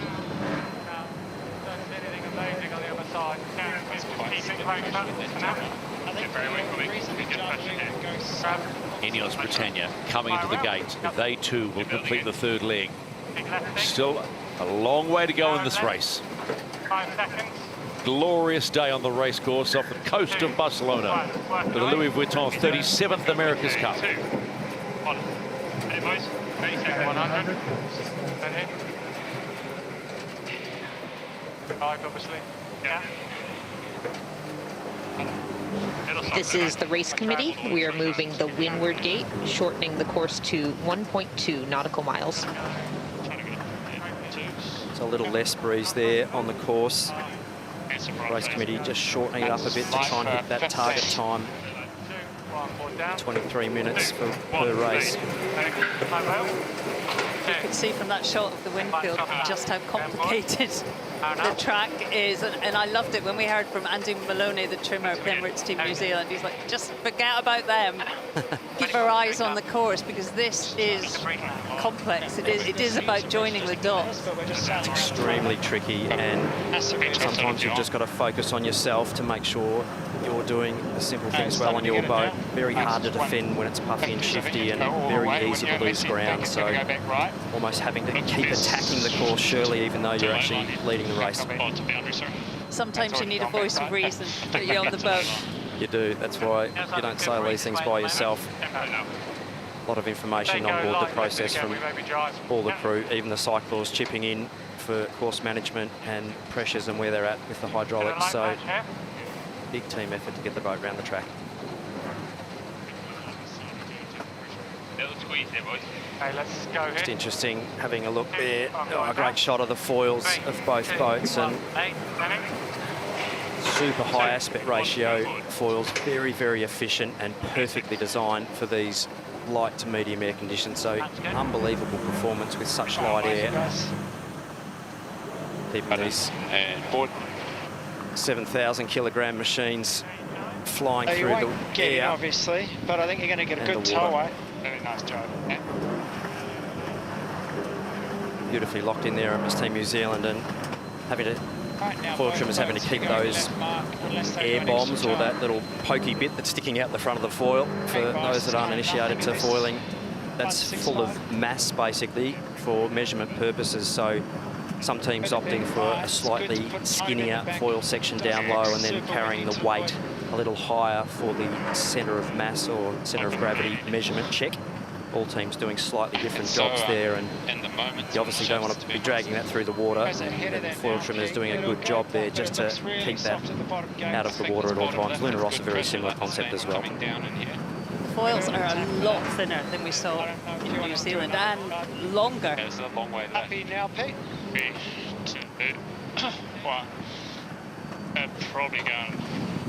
I don't think they're laying left at that. Always a delicate balance with the foil designers and the engineers. Sailing team always pushing hard for as minimal as you can, and the engineers not wanting to give you something that's going to break or bend. So a lot of lessons learned since that previous America's Cup in Auckland.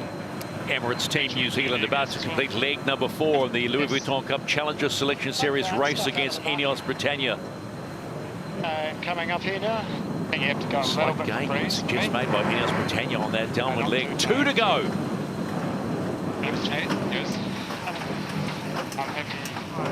British still in this, Shirley. If Emirates Team New Zealand make a little mistake and do a touchdown at any point in time, the British will be right there. So it's definitely not over yet. Well, their first race of the day came down to the last two legs.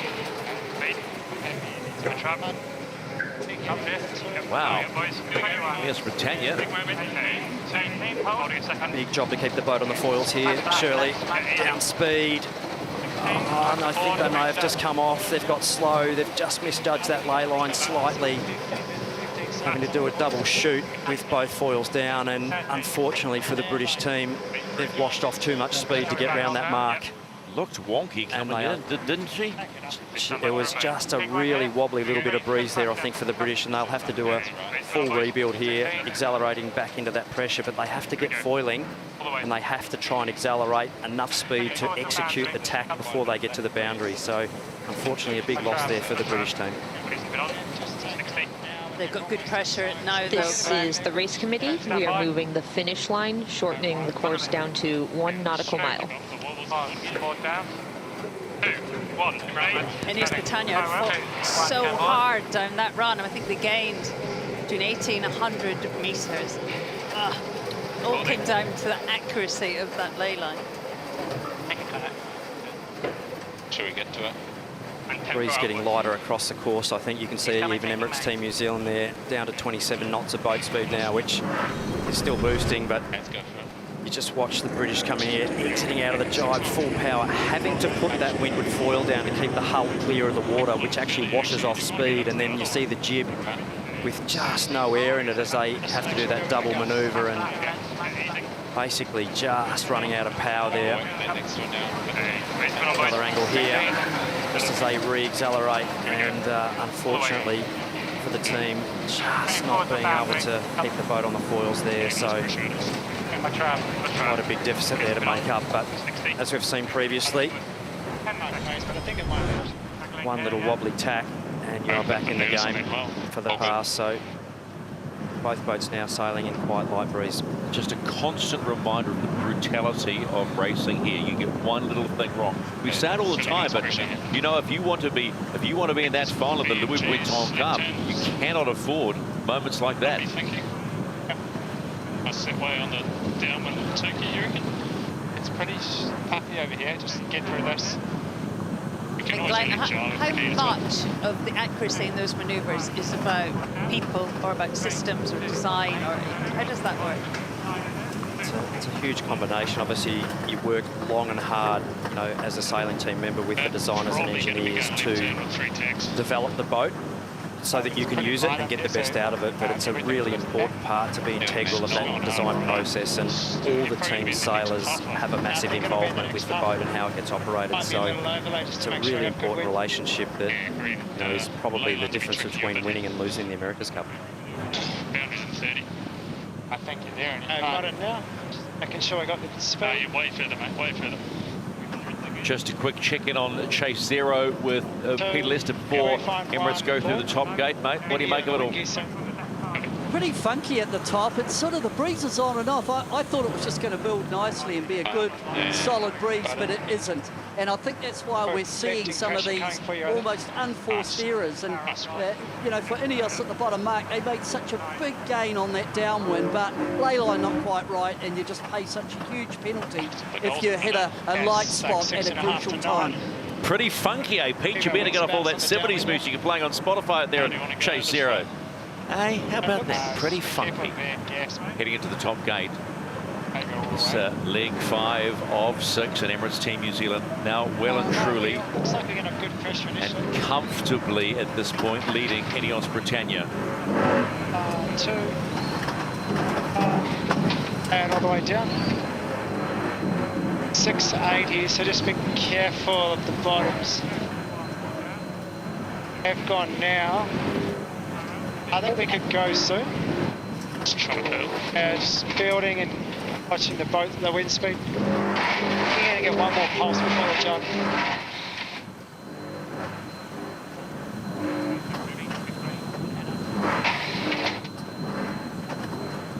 Quite an important manoeuvre here for Emirates Team New Zealand coming up.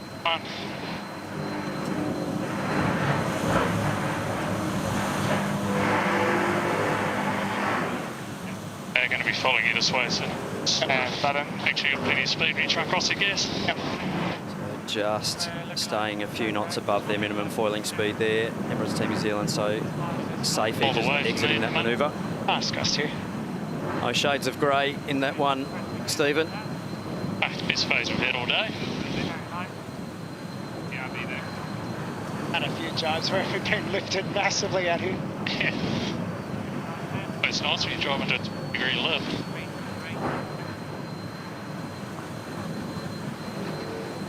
They've got a big ride in the top. It's like hard work in this second race of the day for Ineos Britannia. 1, keep forward now. 3, 2, 1, 8. 2, 1, going forward. Going up. Just digging it out of there. The British 21 knots of boat speed. Really got to get the shovels out here. Big, powerful main. I think they're just okay at 20 knots of boat speed there, but really, really close to coming off the foils there again. And very light on the course. Yeah, we've got 5 knots of breeze up the top end of the course. Cyclors still pumping away on Taihoto as they head towards the finish of this race of the Louis Vuitton Cup Challenger Selection Series. Emirates Team New Zealand, the defender of the Louis Vuitton 37th America's Cup. You can see our hydrogen, one of the hydrogen chase boats there following through. Keeping an eye on what's going on. What's going on right now is that all things being equal, it's going to be a very comfortable win to Emirates Team New Zealand. Should be okay. 2, 1, and board. Team New Zealand, original air out there, very, very soft, having to really, really keep the boat smooth here. You see the power coming into both sails there. I'm happy. Forward. Button. Back up window the finish. Beautiful job there by the guys. You see the angle that they're coming into the finish. That is foiling experience 101 right there from probably arguably 2 of the best foiling sailors in the competition. Keeping it hot. Keeping it hot, yep. You don't have to win by a kilometre. You just got to make sure you stay on the foils and doing a great job. Emirates Team New Zealand get the job done on another race day here in Barcelona against Ineos Britannia. And the defender notches up another win. Heads up, boys. Nice one.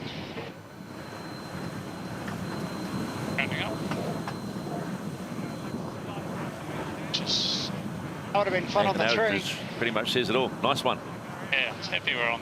Yep, Marius van der Poel, Dougal Allen, Louis Crosby and Marcus Hansen there will be definitely having a good lather on after that big push out of those last couple of jibes. You're pretty much going full power to full power and sailing with Marius in the last America's Cup out of some of those light air jibes. I think it was race 8 with a small jib on.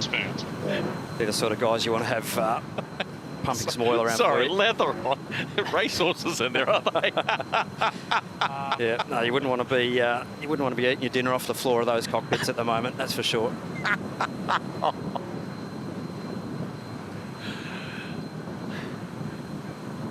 British will take some valuable lessons away from this race, though. Always learning opportunities, and I think the British didn't do much wrong off that start and certainly put themselves in a strong position. And I think that little right-hand shift was potentially what just gave them a bit of breathing space to windward for the Kiwis, and I think the British really did a good job there. Not much more they could have done in that situation. I think they executed that quite well. They looked slightly more vulnerable in the manoeuvres.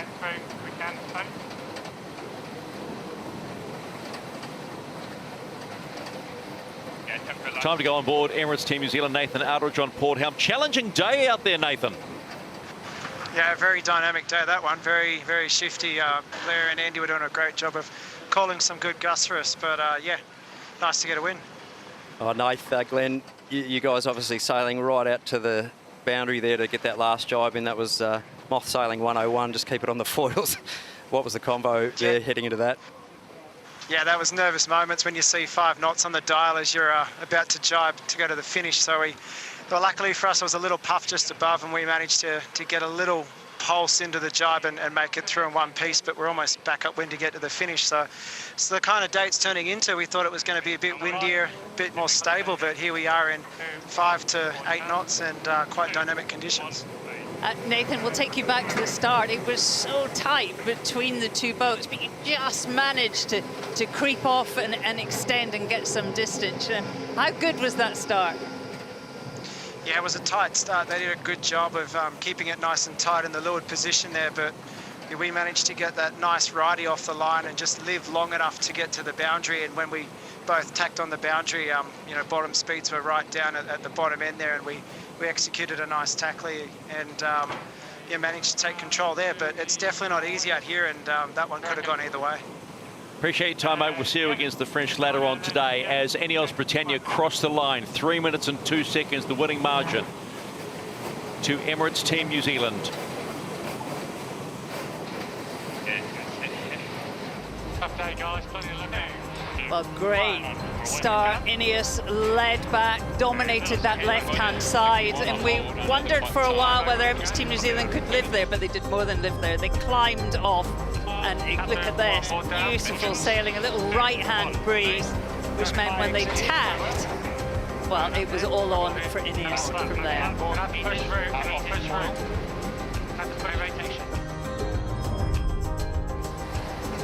And gate 4 here, breeze just dropping a little bit, and the British there having to do the double board down manoeuvre in really light air at the bottom of the course, and unfortunately coming off the foils, and really that was game over for the British, and allowing Emirates Team New Zealand to just literally sail away downwind in clear air. So valuable lessons for both teams, and a lot to take away from that for both the defender and the challenger. Well, this was one of the key moments. Ineos losing loads of meters, a massive big loss from 260 meters behind to 1,300 off New Zealand at the finish. I mean, the wind went light, and that's really, I think, where we saw the big differences in GBR's foil setups. The New Zealand boat didn't suffer anywhere near as much loss. Lots to do.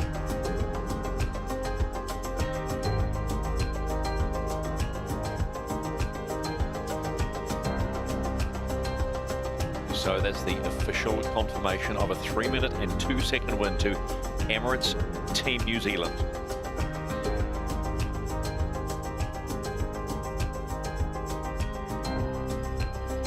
Okay, Glenn, let's crunch the numbers with our Omega race analysis. Obviously a 3 minute deficit there, and I think the upwind speed just a little more there, you know, 1.3 knot upwind speed deficit for Emirates Team New Zealand, and I think that was largely through to the average of just being able to sail a couple of nice shifts with bow clear, so a little advantage there to Emirates Team New Zealand. Distance sailed quite a bit more there by the British, just coming off the foils, having to sail that extra distance for the race, and that ends up to a 3 minute or so deficit at the end of the race.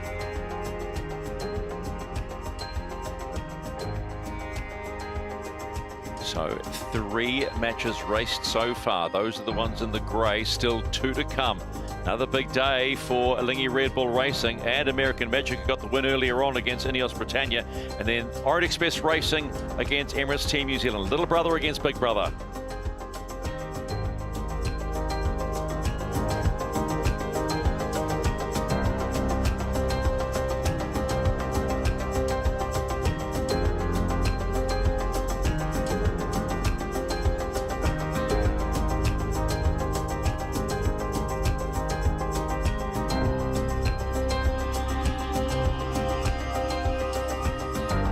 It's nothing new. To win the America's Cup, you need the fastest boat and the strongest team, and it takes an army of designers, engineers, boat builders and support crew to give the sailors the best chance of success on the water.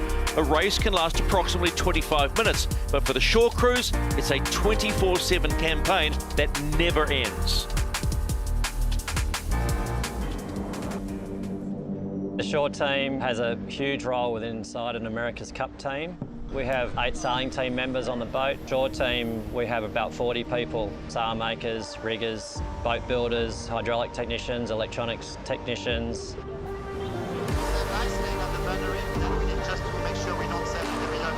You know, without the boat on the water in the best condition, the guys aren't going to do it on the water. So we rely on them on the water to do their job, and they rely on us on shore.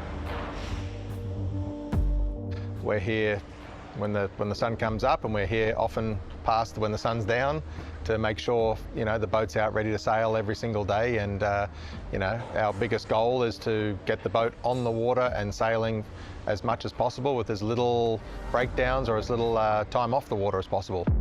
And this easing is not easing.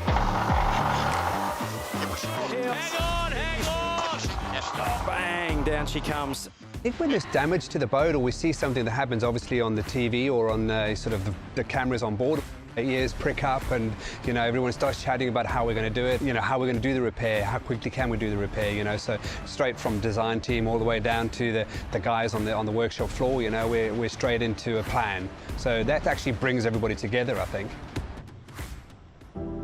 Day-to-day role, doing system checks in the morning, the boat will roll out, step the mast, launch the boat, do more checks, then with the sailing team to ensure that the boat's ready to go sailing. Load sails and off the dock. There's many little areas that could go wrong pretty quickly, so everyone's role is vital to make sure that it's done safely for the people and for the boat itself.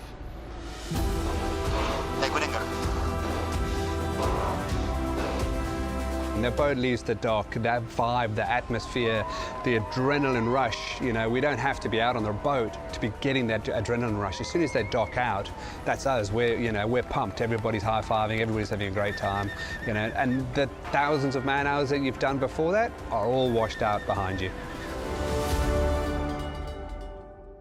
Probably doing sort of 12 hours of work for every hour of sailing on the water, and that's not man hours, that's just straight hours. So that's, you know, the boat gets worked on almost every minute that it's not sailing, the boat's being worked on. We do a lot of research and development with new parts, make the boat faster, lighter, better sails, better hydraulics, better everything. It's a huge part of the team. So we're trying to sort of make things absolutely perfect to get through those sort of limited time periods to get the maximum amount of work done. The end goal for everybody is to win the America's Cup.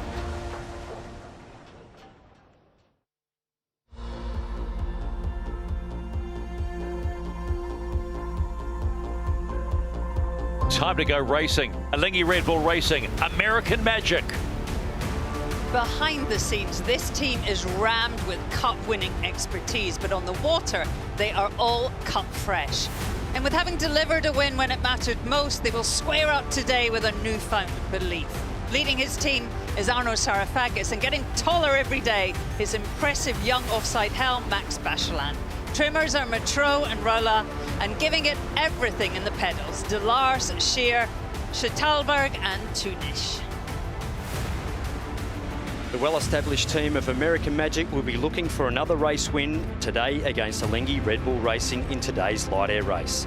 Steering the yacht is Paul Goodison on the port side and birthday boy Tom Slingsby on starboard. Foil trimmers Andrew Campbell and Michael Manager round out the afterguard. And in the recumbent cycling position, powering the hydraulic pumps is fresh legs of James Wright, Tim Hornsby, Ashton Lammy and Madison Molitor.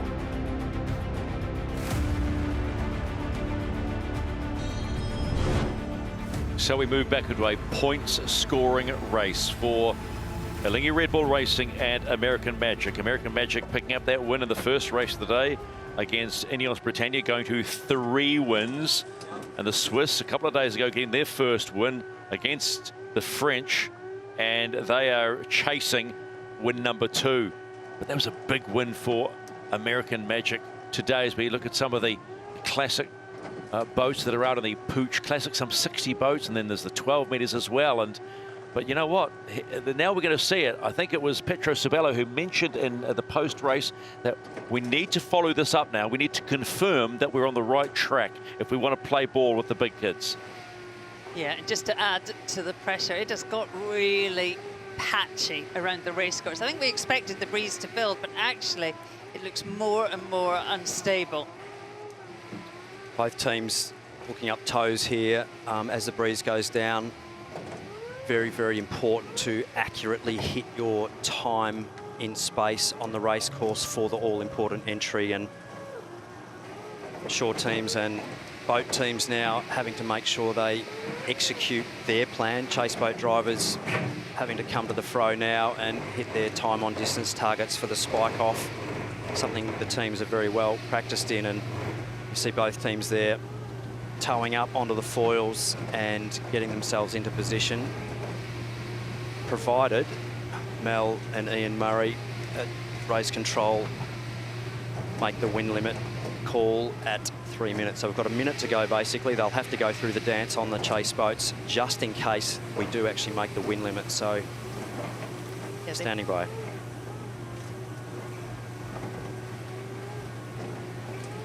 They must spike off at 3 minutes to go. Wind trends look optimistic. Looks good. Well, in about 30 odd seconds time, we'll get confirmation that we are going to go racing in race 20 of the Louis Vuitton Cup Challenger Selection Series. 25 seconds to a must. Oh, hang on, hang on. Oh, that is not the spike off. That is not the spike off that Alinghi Red Bull Racing needed. That really puts the pressure on the team now to rebuild and get the boat refoiling. So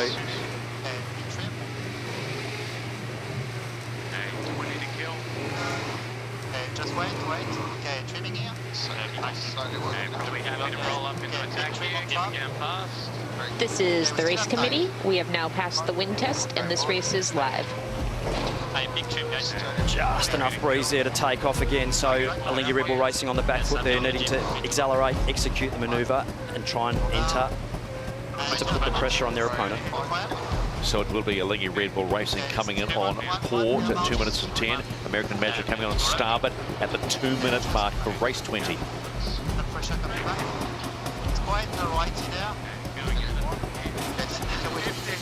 Keeping the speed, we are a bit late. Trying to have the max speed. On the left in.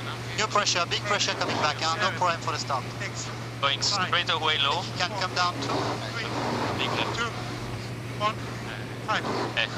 They get the green light, Alinghi Red Bull Racing, so they come in from port, and here, coming in on starboard, will be the New York Yacht Club's American Magic. Ooh. I don't know about that, but did they get in a tad early? Continuing. This is the umpires. Entry penalty USA. Entry penalty USA. Just behind Swiss at the start. An unforced error by the Americans there. Port Alinghi were in trouble after that wobbly spike off on the toe, and how the tide has turned.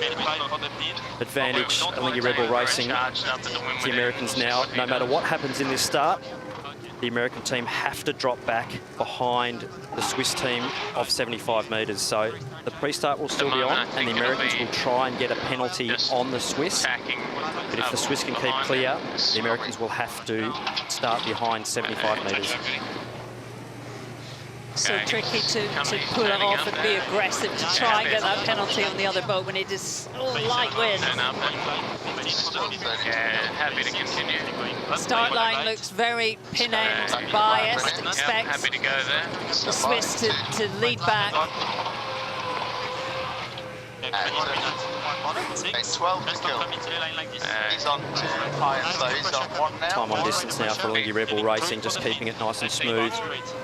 The Americans there having to put themselves in a position where they'll want to accelerate, attack possibly, and wash their penalty off to stay in the game.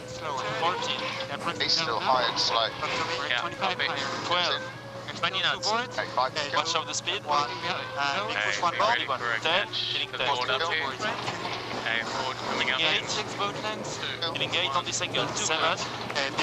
We're going to just build into attack out of this. 5. Slow down the cam. 4. Last 10 seconds of the start in race 20. The pre-start almost done, and it's almost ready to go. We hit 0, Alinghi Red Bull Racing, but American Magic with the early entry penalty. We go with them. 2. 5 quarter. 1 down. Turning here. 2. 1. Max pressure on the right. I see more pressure coming down on the right. Just having a look at American Magic's early entry here. Penalty clear, penalty clear. Super close. And that's their positioning of the early entry. So it's an unforced error there by American Magic, having to drop then behind 75 metres. So big job for the Americans now to dig their way back into this race.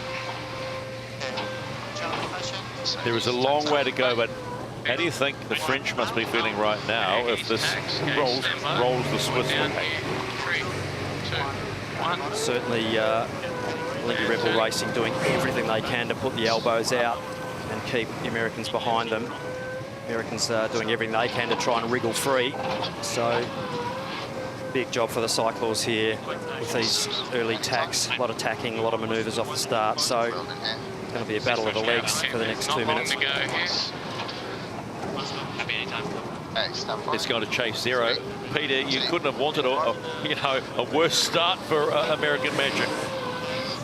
Well, both teams made mistakes with that early spike off by the Swiss, but they recovered from that pretty well. And then American Magic, just a slight error. Looking at the conditions, I think the left-hand side just looks a little bit more pressure on the left, and it's further out to sea for sure. There's more, so wouldn't surprise me to see a Lingy protecting this left. What a huge wind for the Americans there out to the right, and you looked at a Lingy Red Bull's track there, and I've got the Americans ripping across the middle of the course there. Be interesting to see if they cave again through the middle, but they definitely got a good one there.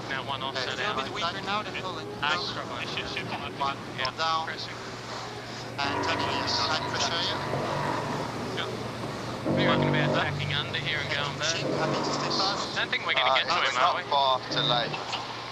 Could be quite a close cross here, but I think a Lingy Red Bull Racing just crossing there, so a gain to the Americans, but still a stronghold on the race by the Swiss.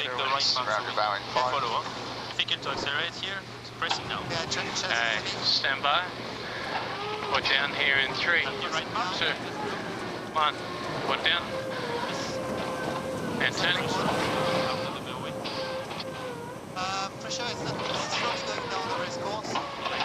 A Lingy Red Bull Racing, early advantage on American Magic in race 20 of the Louis Vuitton Cup Challenger Selection Series. Both having made mistakes pre-start and at the start. And as you can see, we might be in for another thriller off the coast of Barcelona. Once we're settled out of this. You are clear in 3, 2, the Swiss are around. 1, all clear. So too are the Americans. Okay, stand by. Down in 3, 2, 1. I think he's sailing into some light air there. You can see from the wind field, a lighter blue there being a lull. Come to it. And American Magic probably the first boat to sail into that slightly better pressure. So interesting to see if the Americans can chop away a bit of that lead. At the moment it's right from the Swiss. Favour at the bottom. Actually 150, so quite a big lefty as well here. I can't see anything amazing out this side at the moment. It's open course from here. Slowly coming back right.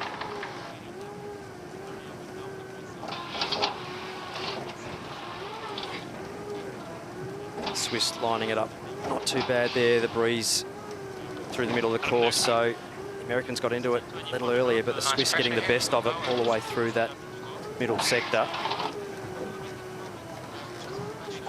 It's 30 to boundary. No problem with pace here, the Swiss team. Yeah, you can see the difference in boat speed there, just sailing into that slightly better pressure. Amazing. 17 to boundary. I think we can go This is the race committee. We are moving the windward gate, lengthening the course to 1.25 nautical miles. And turning.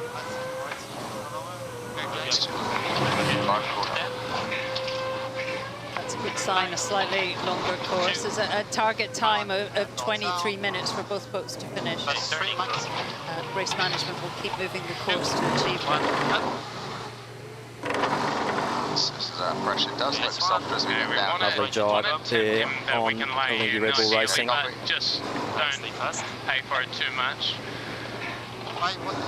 And we would split to the right. So What are we doing on the butt to target? Right, Martin's close, but he's probably gonna go for a split. Not too much separating these two boats. They'll complete leg number 2. It'll be a Lingy Red Bull Racing finding their groove in race 20. We'll round the right-hand mark for the second upwind leg, which is leg number 3. And taking the opposite mark will be Patriot, American Magic. 2, 1, coming up. Lost a little bit of time on that downward leg. 4 seconds to be building it there. True, but long way to go. Long way to go. Good pressure on the boundary, 35 to boundary. Yeah, we're going to go all the way. Looks really good pressure on boundary. He's in a nice right shift there. We'll dig into this. It's 160. Okay, let's either way him concentrate on us up here. 15 seconds. Stand by. We're down here in 3, 2, 1. And turning. He's going to cross by 5-6 lengths into section 10. Tacking in 3. Tacking 2. 1. Down. He goes on you. I think you need to build and go back. 2. And pretty much go back. 3, 2, 1. Nice one, attacking back. Nice pressure. Go back. Let's build the speed before we go back. It's 40 seconds. High speed.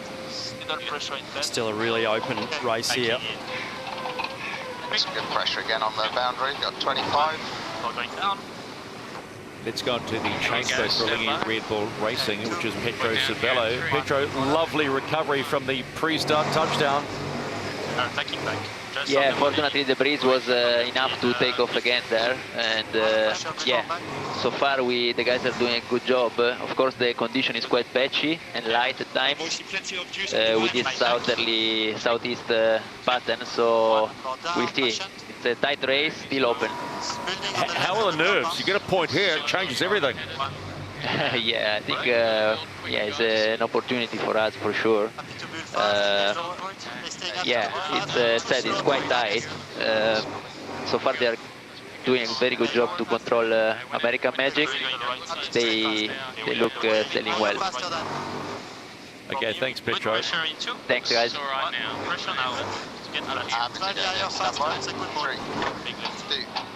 Going for the tack now. Happy to go. Yeah. 3. 1. Fall down. Happy is on the entry. Okay, 2. Every manoeuvre now has to be perfect. There is very little in it. Okay, very nice gain here on stack. No pressure here. Car 9 o'clock. Happy plus car tacking back. Plus 2. Happy to tack in 2.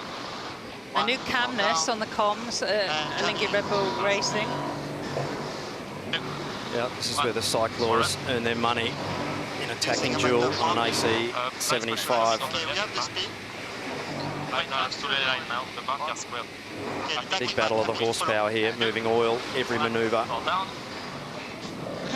This is where you see what your opponents have got in the tank. Guys on the tanks, very good. The lights, maybe don't go too early on the ley line. From here, we go to the right back, 1 minute. To train back. Lingy Red Bull Racing have done so well in these manoeuvres and just clawing back the meters as we get up to the top of the course. Probably gonna do a tack 70. Attacking the boat beautifully. The Swiss, really good job there by everyone on board. Making it hard for the Americans just to get any scraps there. Go for the left turn now. Americans having to sail back through the dirty air. It's safe, we can either go either way, but intersection, so go straight. Nice pressure here. Lingy Red Bull Racing, there's still not much in this race. American Magic holding in there. Leg 3 completed by Lingy Red Bull Racing. Halfway mark, still a long way to go. Nerves on a knife edge as they get round. Nice pressure coming back in front. Nice left Follower. There's American Magic coming towards us. They will complete the halfway stage. Lost a little bit of time on that one leg too. Delton's now 23 seconds. 35 this way. Yeah, let's try to link some shifts here. On edge here, Mike. Right on Looking edge at the of trails main. here of 30 both seconds. boats, and the Americans just getting clamped every single tack. So the Americans having to sail through a pocket of dirty air, not getting stuck in the dirty air, but having to sail through a pocket of dirty air on every exchange. So really nice job there by the Swiss to put the Americans on the back foot. And you hear the recumbent cyclists there on the American boat. They are absolutely on the rev limiter. Those boys doing a great job just to keep manoeuvring the boat. Hopefully. This is the race committee. We are moving the windward gate, lengthening the course to 1.35 nautical miles. Oh, and a big touchdown, unfortunately, by the Americans exiting that jibe. Are they running out of oil? I don't know why. That's settled. Oh, big loss there to the Americans, big touchdown. Let's go on board to Chase Zero, Pete. Yeah, that was pretty brutal. Now, I just wonder whether, you know, the recumbent cycles don't generate the... and they've touched down yet again. They're right on our bow at the moment. They've popped up. But I wonder if they're just running out of hydraulic capacity compared with the cyclones on board Alinghi. Watching the traveller bar if it's not moving. Oh, I think they're out of oil. Here, Tommy Slingsby, you can see their heads moving there. Come on. Yeah, I think they're out of oil. Slowly rolling. 58. It's just my trap. So the American Magic team there, the cyclors Here in 10. having to provide the energy to move those sails. 2, 1. And if you run out of hydraulic power, you cannot trim the sails accurately, and we see the boat touching down. And That's some massive heart rates and some big wattage. We've had heart rates off this boat at over 190 beats per minute. that's absolutely flat out for the American Magic team. And will that be That's pressure for the rounding. again to the Swiss? Yeah, we're not The in Swiss have on this, definitely we've put got the to Americans under pressure there, and is the chink in the armour for the Americans their power? Who will know? All just really do a good job in Alinghi their own Red job. Bull Racing coming to the bottom mark to complete leg number 4 with a healthy advantage now. I choose left. So far behind, I don't know what. I'm sure those on the chase boat will be starting to get just a little bit excited about this, because if this plays out, it would be win number 2. Pressure all the way. Jumps them ahead of the French. Really nice breezes in front. Yeah, keeping left until they pass the mark. Okay, it's far against Norwich. Ready. Okay, big left tip. Right back is looking pretty good at the top, still having left tip. 17 to boundary. Okay, stand by time. Patriot coming in to complete the 4th leg. Margin really starting to hurt them now. Hit around that mark and hit up for second to last leg in this race. Advantage, Alinghi Red Bull Racing. Let's try to pick some shifts. It's pointless just throwing tacks at him when he's gaining. 60. You can hear the frustration, can't you, in Tom Slingsby's voice? They're pretty soft here. Alinghi Red Bull Racing just have to keep it smooth and just keep executing their manoeuvres well, and they could be taking a big scalp, a very important point in this round robin series. Picking fucking hull. Apologies for the language there coming off American Magic. Very frustrating times there when you're on the rev limiter.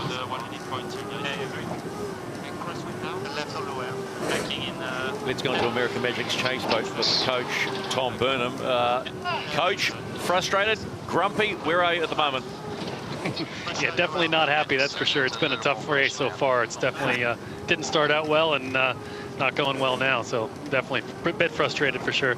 Can you put your finger on what's going wrong? No, I'm not really sure. Actually, it's hard to tell. We don't when we're this far away from them, the comms don't work that well, so we're unable to hear all the stuff and get all the data off the boat. So we're gonna have to look at it later when we get back. But certainly not going too well. All right. Well, at least you got 1 point in the bag today, Coach. Yeah, exactly. Thanks, guys. If it is an issue with oil, getting enough oil for all these manoeuvres, and there has been a lot of manoeuvres, start to question their choice of bikes. Yeah, look, it's a really unknown for us sitting here, speculating. Only the guys on board, and then the team will know what's going on there. And it's easy to speculate, but could be anything going on with their system there and the way they're sailing the boat. So Stand by. Down in 3. we can only guess. Let's talk about sailing boats, and Lingy Red Bull Racing aren't doing too much wrong once the race got away. Peter Lester's on Chase Zero, our hydrogen boat. Pete, what are you seeing with the Lingy Red Bull Racing today that you like? I just think it's their best race. They look to be comfortable with the boat. I wonder what they've done in the little bit of time we've had off. I think they've stepped it up. So I'm really impressed by Lingy. They started off a bit rough around the edges when they spiked off from their tow up, but they have not put a foot wrong. And that tacking duel on the second windward beat was vital, that they hung on, and we'll hear more, I'm sure, from American Magic about their ability to move oil around the boat. Well, it's the old cliche, how you respond to adversity is everything. We've got a bit of data from our data analyst team, and the flight on USA has been all over the place, between 1.8 meters and 1.2, and compared to the Swiss, which is flying so much steadier. And it's steady as she goes for Lingy Red Bull Racing, Shirley, as they come into the top gate for the last time. Okay, Johnny, bottom 2, 1, and bottom. 945 and decide to take the left gate as they see it, right gate as you see it on your screen, however big or small that screen might be. Man, can you imagine what's going back at the team base right now? Those Cowboys will be going on to midnight if they can bag this win. Yep, the Bells will be getting a flogging this afternoon if Lingy Red Bull Racing can hang on to this race, and really sailing the boat well there. Niels Tunick in the back there with Nico Stahlberg. Full send. It's pretty much a full hill climb. Fantastic job there by Lingy Red Bull Racing to keep the boat smooth and keep the oil going to those big twin skin mainsails and jibs. American Magic coming from the bottom left of your screen. You can see the wind IQ and where the strength and weakness of the wind is. Just remember, boys, the simple one, green is good. Lighter against it's not so flash. Not so flash right now. American Magic, they are trailing Lingy Red Bull Racing. But remember, they've already got a point in the bag today. They have 3 wins so far in the Louis Vuitton Cup Challenger Selection Series. Put down in 2, 1, put down. And turning.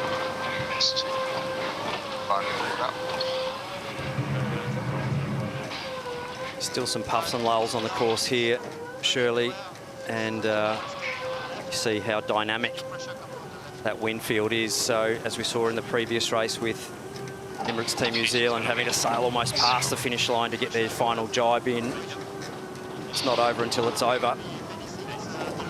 If you're the Swiss, you just have to stay low risk. Keep it fast.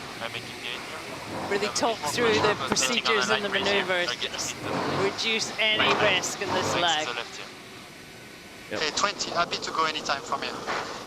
Okay, quite light, just going in 5 in better press. Pressure on 83. If Lingy Red Bull Racing get the job done today in this one race, this is a regatta changer for them. They go 1 point ahead of Orient Express Racing. Now, it's not done, but they've drawn the confidence from that race win against the French a couple of days ago and confirmed they can win again. And win again against one of yachting's heavyweights. We talk a lot about momentum that we're in sport, and in this game it is never truer. Lefty, so not too early at the bottom.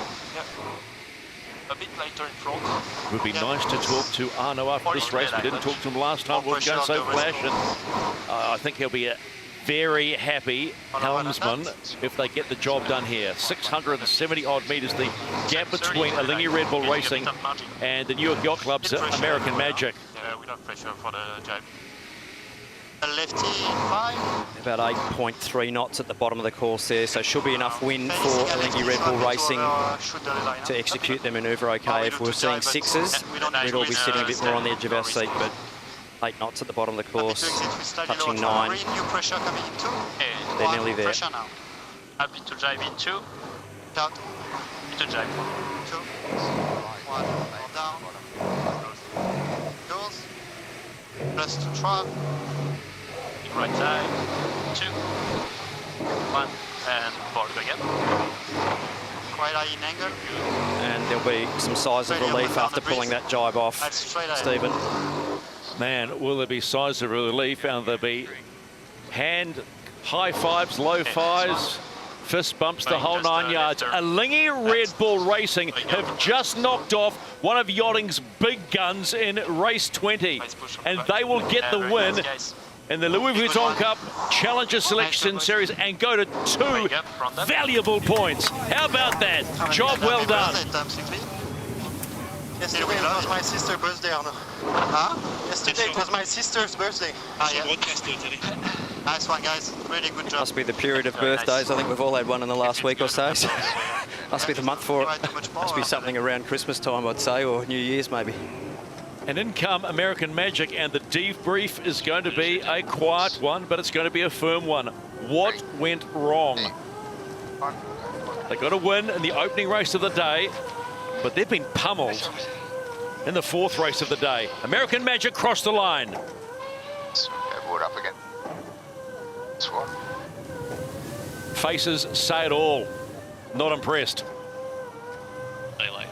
Confirmation of race 20 in the Louis Vuitton Cup Challenger Selection Series.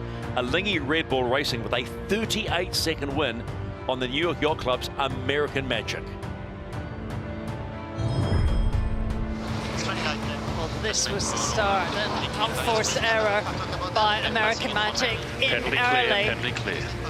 Oh, half a boat. And from there, that really put them on the back foot, having to start behind the Swiss by 75 metres. 1. Put down. Nice right turning. We go with them. 30 seconds. And Wow.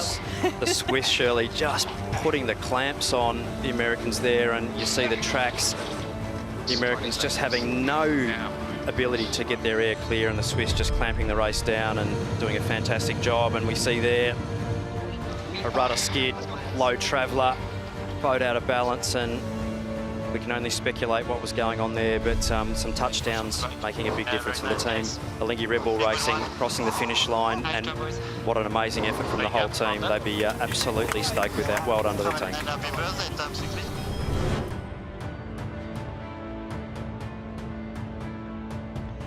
On board Alinghi Red Bull Racing, Arno Sarafagis. Congratulations, buddy. That's your 2nd win. That's a monster win.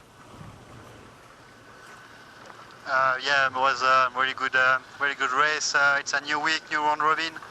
Yeah, American Magic give us our time on that one. We really had to push the boat hard, and I think it was a pleasure to sail against them this race. But yeah, I mean, on board the guys did a fantastic job in terms of power. We had everything we needed, and we could have tacked 20 more times if we needed. So I was really happy with this win today. How proud are you of the team after that pre-start touchdown and getting back into it, and then, as you say, pretty much controlling the race? Yeah, it's really nice to keep on calm and focus on how to get back on it, and then the pre-start was the way we were looking at it. So no, it's really nice. It's super tricky condition today. It's really up and down the breeze, so I think it was a hard race to win. 2 wins, mate. Can we have a smile? Thank you very much. Nice, mate. Let's go on board American Magic. Tom Slingsby. Man, Tom, what went down? Yeah, obviously a very bad race for us. The start, an early entry penalty with about 10-15 seconds to go. It said that we couldn't get to the entry in time, and then with about 2 seconds to go, it said you're early, and we couldn't kill it. So it's a bit frustrating on that. And then, yeah, look, we just didn't execute manoeuvres as well as we should have, and yeah, we lost. Tom, I mean, it looked like you were really struggling on some of those manoeuvres. Is everything all right? Yeah, we've got to have a look into it and see what's going wrong. But yeah, manoeuvres were not great today. Thanks, Tom. Thank you.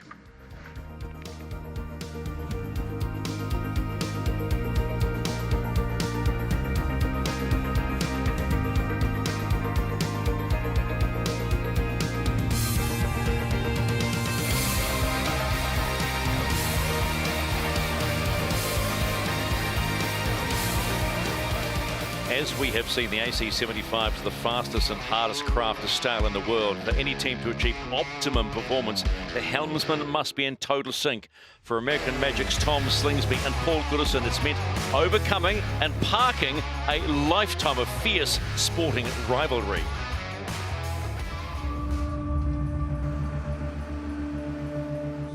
My co-helm is Paul Goodison, and I've known him for a long time. We were rivals. We were going head-to-head for about 10 years in the laser, and only in the last year or 2 years, have we joined forces. So my offside for the helming role is Tom Slingsby, a great rival of mine through many years on the Olympic campaign. Goody and I were pretty fierce rivals there for a long time. I think from about 2005 to 2010, we're actually good friends. We trained together. I stayed at his place in the UK. We were best buddies. We'd go cycling together, we'd go out to the pub together. And then all of a sudden, as things got closer to each Olympics, obviously you become less, I guess, buddies. You become more enemies because you're desperate to win. So the results at the Olympics between me and Tom were very interesting. The first one, obviously, I came away with a win, and Tom crashed out and had a pretty disappointing Olympics. London, obviously, Tom won, and I had a bit of a disappointment with her injury and didn't achieve what I wanted to do. So, not an easy thing.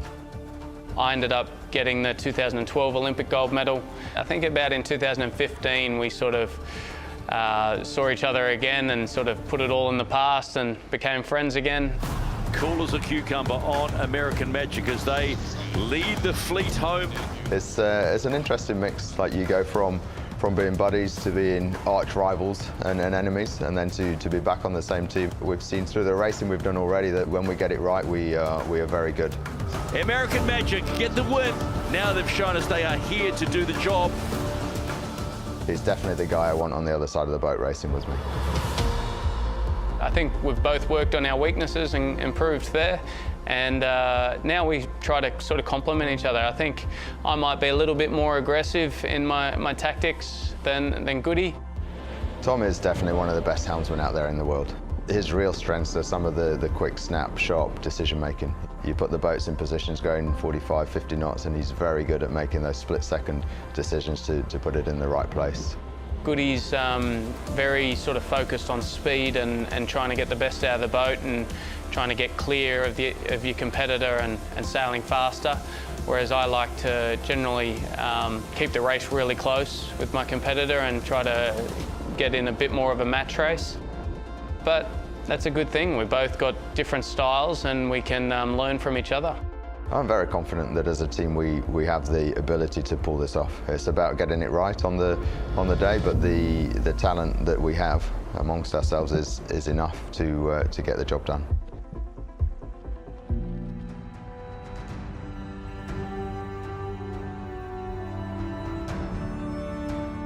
Final race of the day, Orient Express Racing, Emirates Team New Zealand. It's been a less than ideal few days for French Belief, struggling to find consistency and now in the fight for survival. The Orient Express AC-75 has more than hinted at delivering the necessary pace. They need to use this no-point race to build confidence.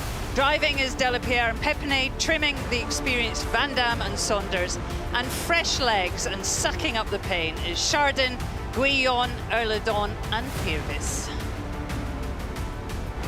Current defenders of the AC37th America's Cup, Emirates Team New Zealand, after a race win in today's first race, will be keen to back up today's final race against the French team of Orient Express Racing. Powering the cyclors today will be a change, and we'll see Cam Webster step in for Marius van der Poel, Dougal Allen, Louis Crosby and Simon van Veldhoven on the pumps. Steering the yacht, Nathan Outridge, Peter Burling, Blair Tuke and Andy Maloney in the trimming position for Emirates Team New Zealand. Final race of the day. That's right, 5 races today on day number 6 of the Louis Vuitton Cup Challenger Selection Series. Up the top, you've got Orient Express Racing. Down the bottom, Emirates Team New Zealand. Because remember, once this is all over, they have to practice with themselves. Let's see if we get a clear race course for the race today. This is the race committee. We have completed the wind sampling, and this race is live. So we are good to go for another race in this Challenger Selection Series off the coast of Barcelona in 2024. Identical boats, different experience.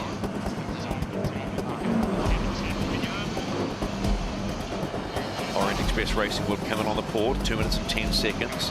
Starboard will be Emirates Team New Zealand, and as we saw in the last race, you can be pinged if you come in early, and that's exactly what happened to American Magic in race 20. No points at stake, but for Orient Express, a lot of learning and a lot of confidence.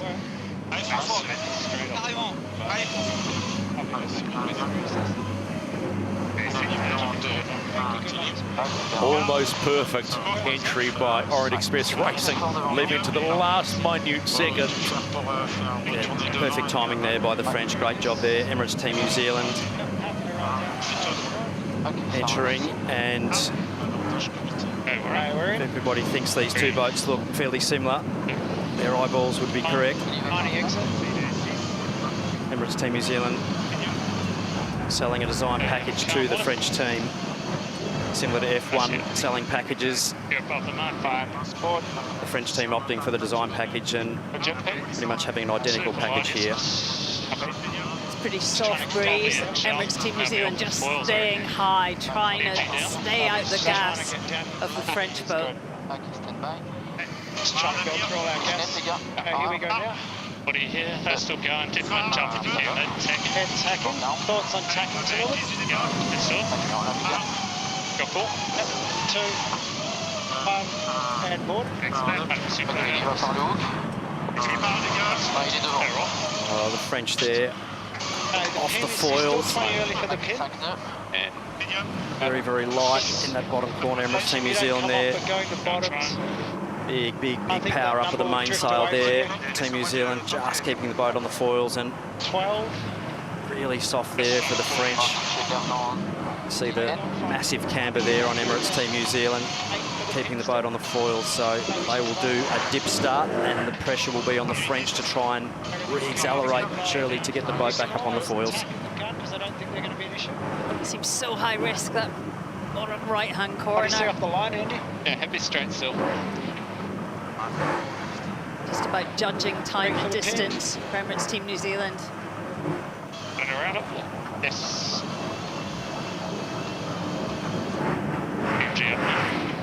Switch. That's still off, so just don't be over. Yep. No, all good. Lining up the start for the last race of the day. Time on distance to a pinpoint precision, and Emirates Team New Zealand are away. And Orient Express Racing are languishing, trying to get up on their foils. They have only 6 knots of wind in that bottom corner.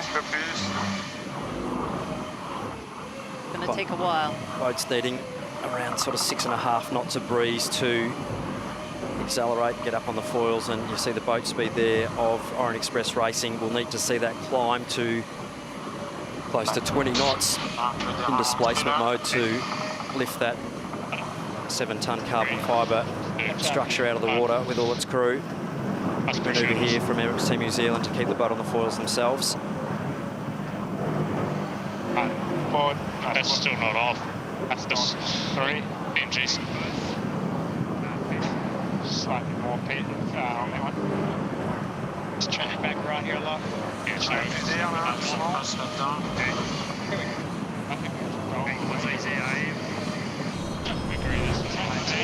The replay here of attack there by the French, so a little delay and then really needing to power the boat up there, really needing max power on those sails exiting that manoeuvre, and quite flat there initially, and just allowing Emirates Team New Zealand there to get inside and dig their way out of potentially vulnerable position, but the French up and going now, which is a great sign.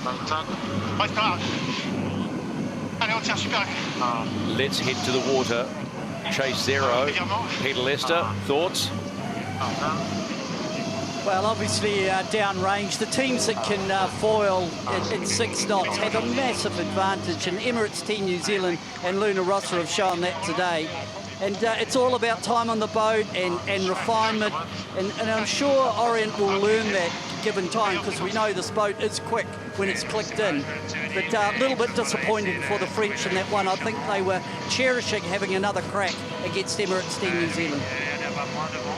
Of course, for French fans watching, this is a non-scoring race, which is a real saving grace for the team. But really, they just need to reset, refocus, and learn as much as they can, refine the processes during this race so they come out tomorrow firing.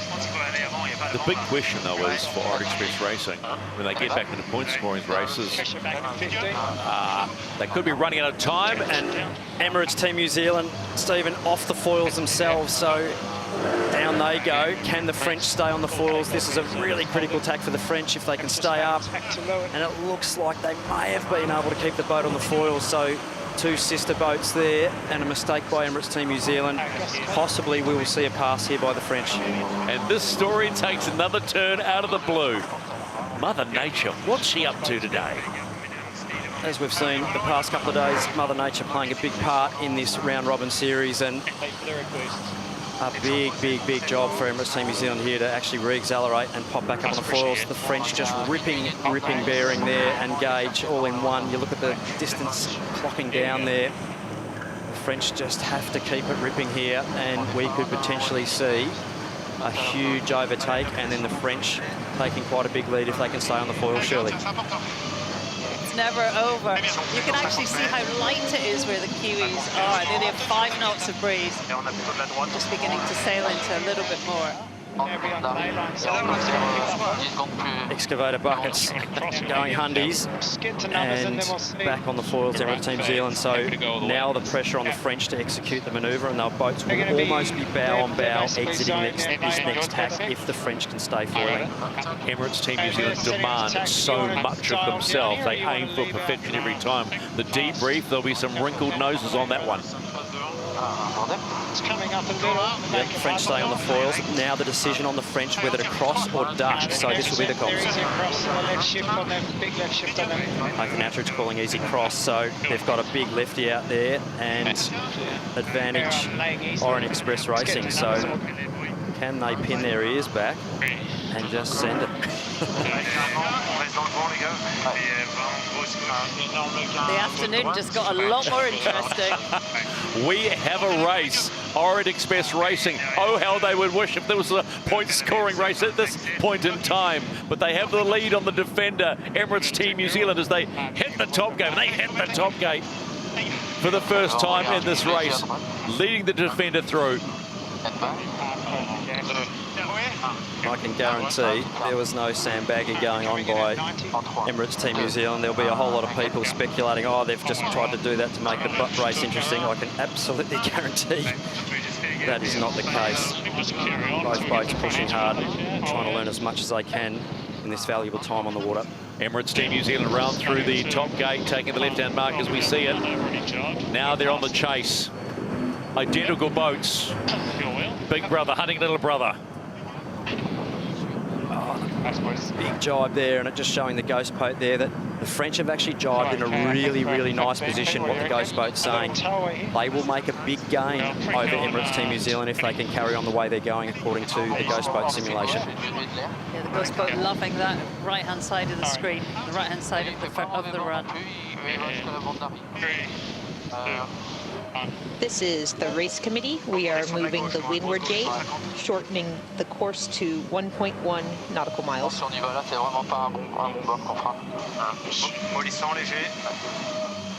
45 bornes d'arrivée, j'ai l'impression qu'on chope de l'air à votre droite là. Ouais, attends un peu, ça va venir, ouais. Ouais, il va venir ici. My French is probably not as good as my daughter's, but talking good pressure and good gains there, so I can understand it about a fifth of probably what I should be.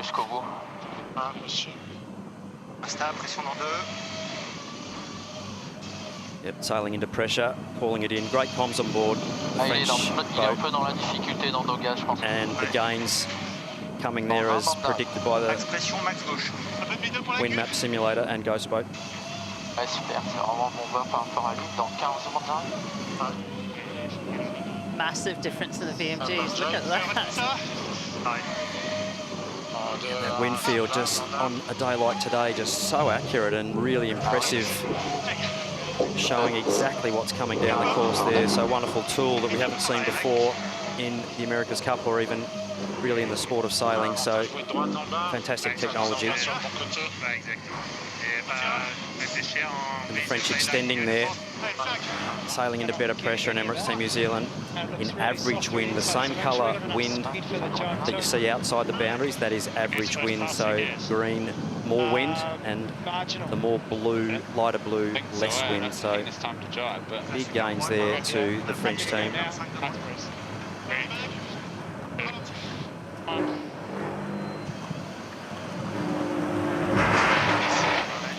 Pressure jibe here for Emirates Team New Zealand in fairly light air, so potentially sailing through a little bit of gas there of the French team. A bit of turbulence off the back of their rig that they've gone through and bent that air already, so... Trying to get these boats a bit numbers off the bit, I felt like it felt way too slow. I think it's... anything up the course? Orient Express Racing heading towards the bottom gate. Well, at the bottom. Orange Express, slow off foil. No. Can you believe what we are seeing in this last race of the day? My goodness, Orient Express Racing are down for the second time in this race. And now it's Emirates Team New Zealand on the hunt, sensing something. They'll crawl through the bottom gate to complete leg number 2. The French just need to get round the mark, get to about 90 degrees and rebuild. And you'll see Emirates Team New Zealand, if they can execute this job well, will basically sail straight round Orient Express Racing. So the French have to get round, build the speed and repop. Really interesting decisions here for Team New Zealand. You'll see them just blow right the way around here. A little soft between us and the Emirates Team New Zealand will go around Orient Express Racing. How many more curveballs can this race throw at us? Buffalo Girls around the outside, and that is really painful. The French building there, and they'll have to rebuild again as they now go through the gas of Emirates Team New Zealand, so that's a double penalty. And we've had another lead change in tricky conditions here, so big gas bubble to build speed in there for the French, so really tricky to accelerate when you've just got your gas mask on. Onto the chase boat, Chase Zero, our hydrogen chase boat with Peter Lester. God, can you believe what you're seeing, Pete? What's happening down at the bottom end of the course? Well, last time I came on and I had the old commentator's curse, so I'm just going to keep my mouth shut now. But it's got quite light and funky, and it's really cellular looking over the course. When the top of the breeze is probably about 7 knots, but the bottom is right down there under 6. It looks quite dynamic, Pete. The Sea State playing a bit of a part there. Just looking at the mark rounding here of Orient Express Racing and just not being able to keep the boat on the foils there. Yeah, even though it's been light, Glenn, the sea has got up, and as is always the case here, there's more seaway running than is showing by wind speed, so the net effect is it's just another variable that the crews have to handle and manage to keep the boat on the foils. Just looking at a replay here of this bottom mark, and Emirates Team New Zealand just around the outside, and then Orient Express Racing just putting the gas mask on, and really tricky to build from there. So another lead change, and Orient Express Racing you know, their jibe at the bottom there, just jibing a little thin on a marginal lay line, Shirley, and ultimately paid the price. So, unfortunate mistake there.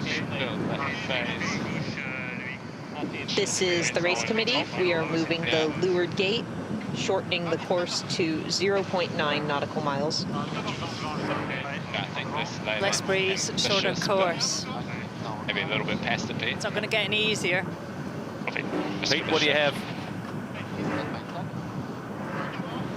Well, it's more the, it's just got really patchy, and coupled with that is the sea state is up. For me, looking up the course, the left-hand side just seems to have a wee bit more pressure, so that's on the seaward side. 3, 2, 1. Ah, sorry. Fantastic picture there. I know the NFL season has just started in America, but we don't want touchdowns here. Touchdowns are not good. No, touchdowns in our sport are not what you're after. Then I'll come up. Should get into slightly more wind. But if you're just joining us, you're wondering if the water of Barcelona is actually turquoise. You might be disappointed. It is a beautiful blue colour, but we have a wind field, a real-time wind field, which is showing us the breeze. Any greenness, good. Emirates Team New Zealand now with the lead on Orient Express Racing after going behind when they touched down, but a touchdown at that bottom left end has cost Orient Express Racing again. And the defender of the Louis Vuitton 37th America's Cup will scream around that left-hand mark and head down halfway through the final race of the day, day 6 of the Challenger Selection Series. Massive push there. You see the cyclists just full noise there. Yeah, easy. Fun. Little header and Straight into a jibe. So not only do you get to do the manoeuvre, you get the joy of then having to power everything up again. And board.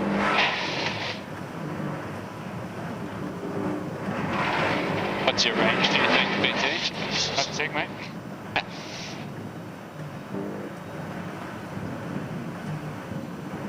I think 145, 165. Probably get there in 1 from here if we want. Yeah. No, I didn't have much time to look at it. But yeah, I think so. That's good. That's about the right range, guys. I mean, Glenn, they are really taking these races seriously. New Zealand. I mean, soon, as you say, there will be Nigel Nomates racing the chase boat. I mean, are you surprised how seriously they've taken it all, how important they are?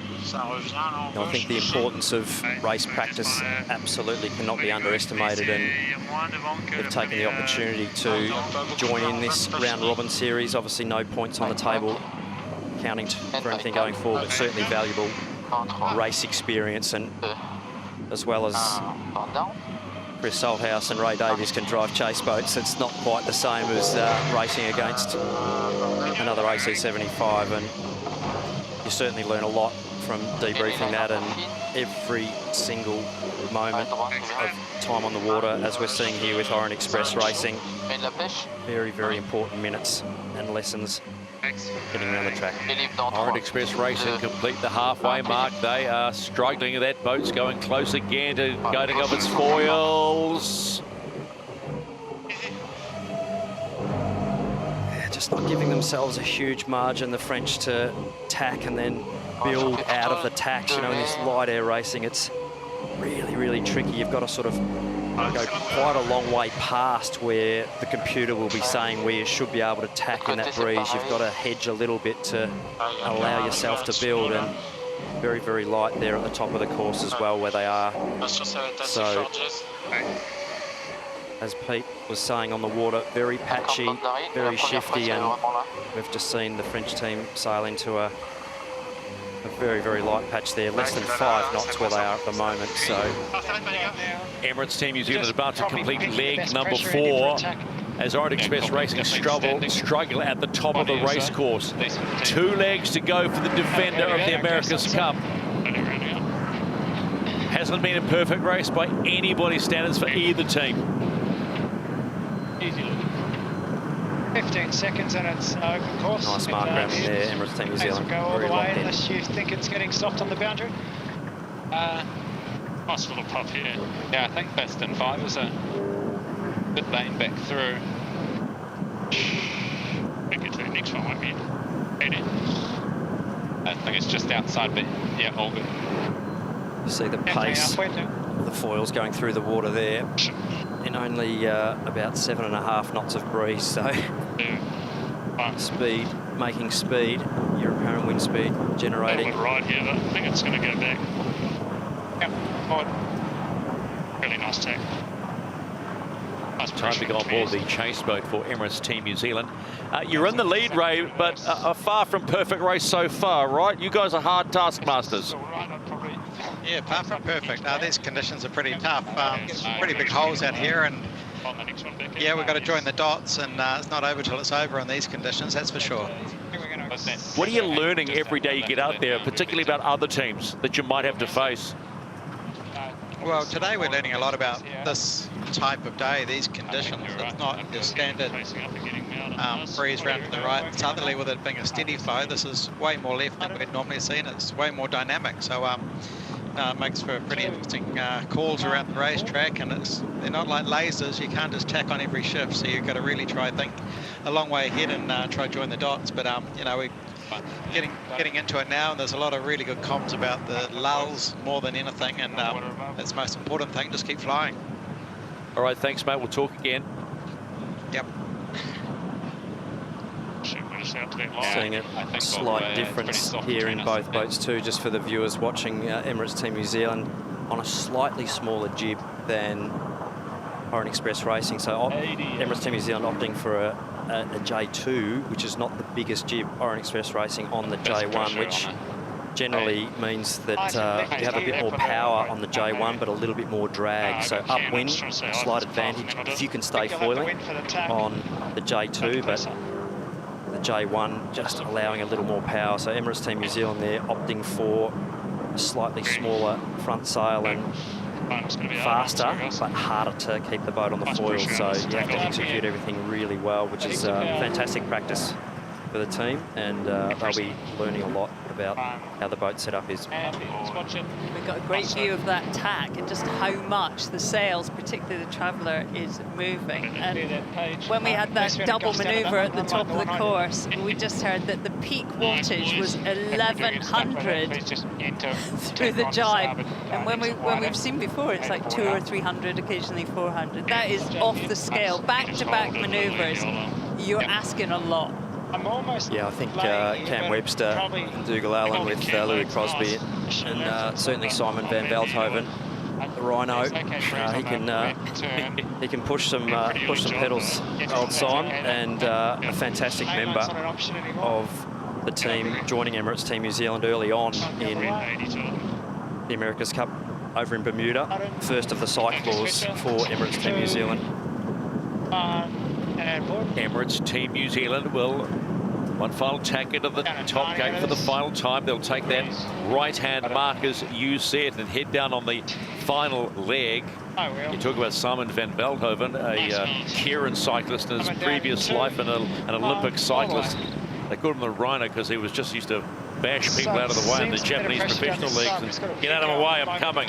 He's got thighs the size of what we call kauri trees in New Zealand, one of the oldest trees in the world, and they're big.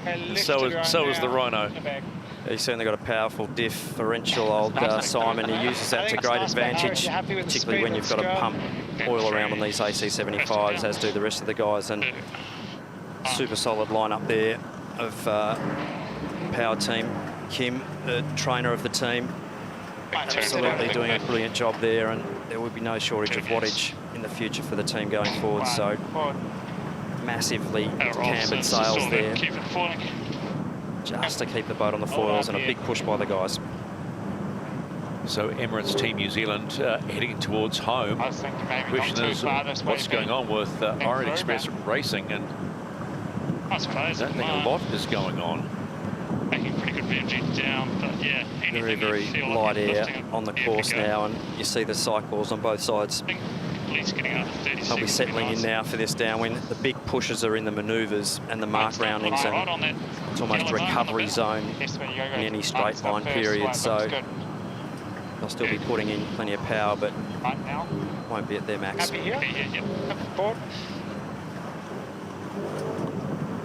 Andy Maloney and Blair Chuk there flying the boat.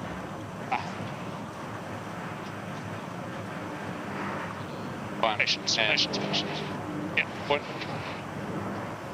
Good comms there on the patience, just holding that windward foil in, not raising it too early and rolling the boat to windward, making sure you've got the aero load, balancing the foil load to get that windward foil out of the water. So a real juggling act there in these light conditions to keep the boat on a knife edge.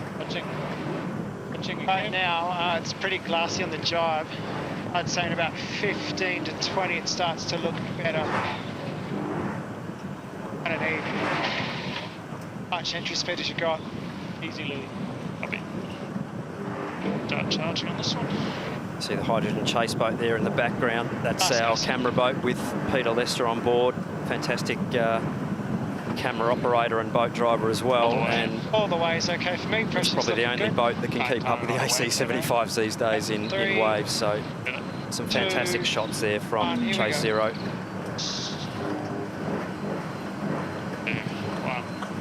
The Emirates Team New Zealand are on the final leg, and Orient Express Racing, Pete, what's going on with them? Well, Orange are still trying to get out of the water, but I've had the privilege this time to come all the way down this downwind behind Emirates Team New Zealand. And as they go through their manoeuvres, it's interesting when you're only, a few boat lengths behind them, to look at the sequencing as they go through the jibes, the coordination with changing, the rotation of the mast, the traveller control, and really the comms coming off the boat, how rehearsed it all seems. Emirates Team New Zealand are coming home. They can see the finish line. They're going to lap Orient Express Racing in this final race of the day. The debrief on this one is going to be a long one for Orient Express Racing. They can just thank themselves that it wasn't a points scoring race. But Emirates Team New Zealand will get the job done again on the last day of the racing in day number 6 of the Louis Vuitton Cup Challenger Selection Series. And the defender gets another W and more practice under the belt, because that's exactly what they need. Back in, Stiggle. I'm just coasting. Yeah, sorry, I just want to get a little higher.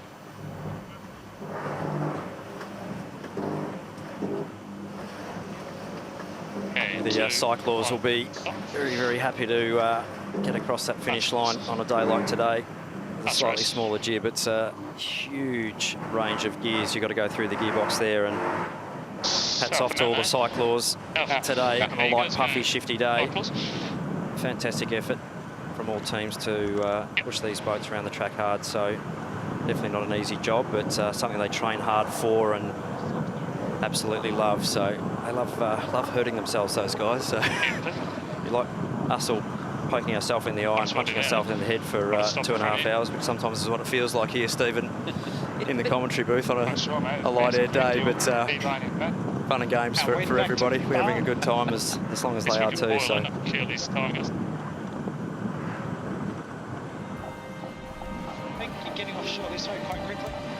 Oh, it was a sad view, wasn't it, at the start? Orient Express off the foils, Emirates Team New Zealand sailing off to the distance. And Emirates Team New Zealand here, Shirley, a slightly light air tack and then just grinding it into the water there, just not quite exiting that tack, possibly wide enough, and coming off the foils. And we saw a lead change after that, the French passing Emirates Team New Zealand, and then a big rudder skid and off the foils for the French team out of the jibe, and another passing opportunity there, and Emirates Team New Zealand around the outside and making it hard for the French. That was quite the manoeuvre around the outside, and from there, well, Emirates Team New Zealand did not make a mistake and took the race win. I'm just coasting. Okay, so I just want to get a little higher.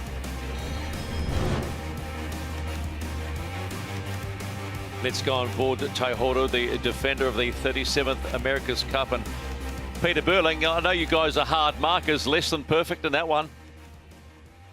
Yeah, I mean, it's incredibly tricky conditions here with this breeze just dying out at the end of the day, and yeah, I think you're seeing right at the bottom end of the wind limits. We definitely thought it was going to be a little bit windier, but awesome racing. Great to, I suppose, be able to make a few mistakes, still take a win, and yeah, I think the French mate really showed how tough it was in that light air. Surprised you didn't have the J3 on old Cobber, to be honest, in those conditions. Yeah, we love the J3, mate. Right in the window. Nice, mate. No, well done. You kept it on the foils. Pete, we saw some massive wattage numbers coming off your boat. 1100 after that double manoeuvre. What are you going to say to the guys on the pedals? Yeah. I mean, we've got an amazing group that provide us with plenty of power. So if you never feel short, it's yeah, absolutely awesome feeling to be able to sail these boats around, you know, throw it around. And that's yeah, huge credit to the hard work they've put in, you know, right throughout the campaign. All right, thanks for your time, Pete. Cheers, guys.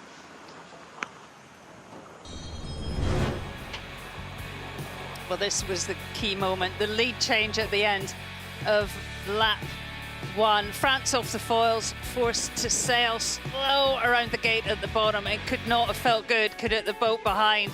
Foils up, takes your stern, sails all the way around into the lead. I mean, very little choice from Orient Express than just keep slogging away. Right, let's crunch the numbers with our good friends at Omega. Yeah, I think the biggest one here is obviously the downwind speeds, and that's just what you see when you come off the foils. And I think top speed's very similar, and average speed there and downwind speed, big differences there in these light subfoiling conditions. Distance sailed, although New Zealand sailed a huge amount more distance than the French, they were just going so much quicker, 15.8 knots average VMG versus 10.7, and although more manoeuvres, again, just so much faster through the water.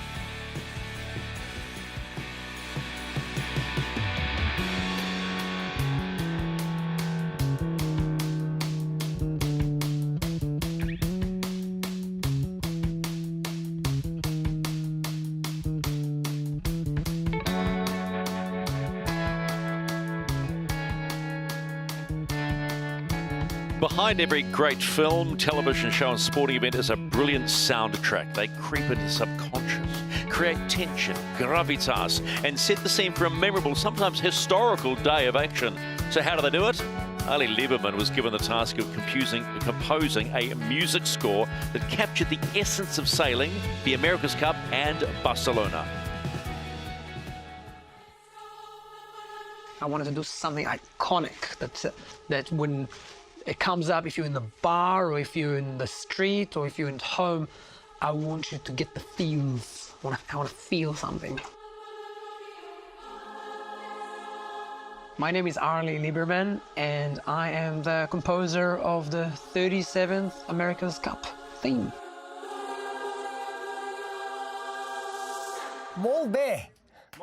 It was quite challenging finding the right formula of making this theme belong to Barcelona, but also belong to America's Cup.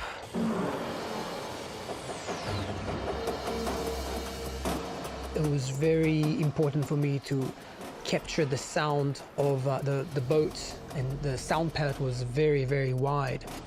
To balance it, we had to bring the human power, and there's nothing more powerful than the human voice. So basically, it needs to be high energy. We really wanted to celebrate the beauty of this particular region, something that is authentically Catalan. The sonic fabric that we wanted to go with is the voice of the place, Orfeo Català. El cor de noies del Palau de la Música, de l'Orfeo Català, és un dels cors, diria que és el més important dins d'aquest tipus de cors, de cor de noies, perquè pertany a una casa molt important, que és el Palau de la Música, i hi ha una família que ve liderada pel cor amateur amb més prestigi possiblement en aquest país, Catalunya, que és l'Orfeo Català. I per tant estem embolcallats amb una gran família a dins d'una gran casa que és el Palau de la Música.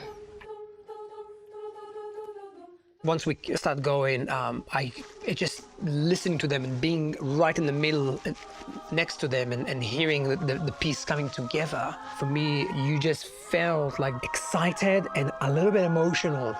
Okay, now we're cooking. Let's go. I think the combination of all those aggressive boat sounds and the choir have this inevitable reflection on the cup itself, and that really helps celebrating that's quite powerful element of this whole competition.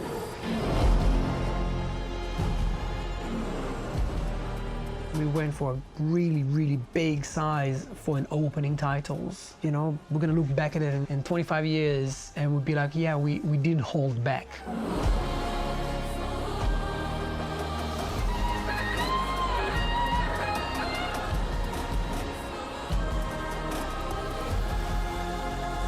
That's really cool, guys. Some magical scenes, some magical sounds. That's what the America's Cup is all about as we begin our wrap of day number 6 here in the Louis Vuitton Cup Challenger Selection Series. Onto the water quickly with Pete Lester. Pete, what did you make of the day? What stood out? Well, what stood out to me was that Switzerland getting that vital point against USA. And for USA, the question now, well, I'm sure is going to rage about have they got enough cyclone power to go up against the other challengers. Shirley? Oh, it was a great day of action and passing, wasn't it? But again, the Switzerland victory over USA, they came out today a different team. I mean, tight, confident, going forward. I'm just looking forward to tomorrow, to be honest. I think the racing we had today was really, really great, and going to be plenty on coming up. Yeah, we have certainly seen some magnificent match race sailing today on day number 6, and it turned everything on its head many ways. When you go to the start of the day and wow, they got win number 3, didn't they? They came off high off their force on the start of the final leg. American Magic, but they got the job done against the challenger record, Ineos Britannia. We were sort of holding our breath. It was probably the best match race of the regatta so far. And these two absolutely went hammer and tongs at each other. And it was certainly a huge win, huge win. Yeah, fist bumps all around. And then we got Luna Rossa Prada Pirelli against Orient Express Racing, and Francesco Bruni remarked, it's not another day at the office. We are learning about ourselves and this boat every day. And they hung in Orient Express Racing, but Luna Rossa Prada Pirelli, the silver bullet was just too strong. They have a perfect record in the Challenger Selection Series. Then it was Emirates Team New Zealand up against Ineos Britannia. Another intriguing battle, and that's going to hurt you. Getting off the fours, as we say in the America's Cup, you cannot, you can see the frustration.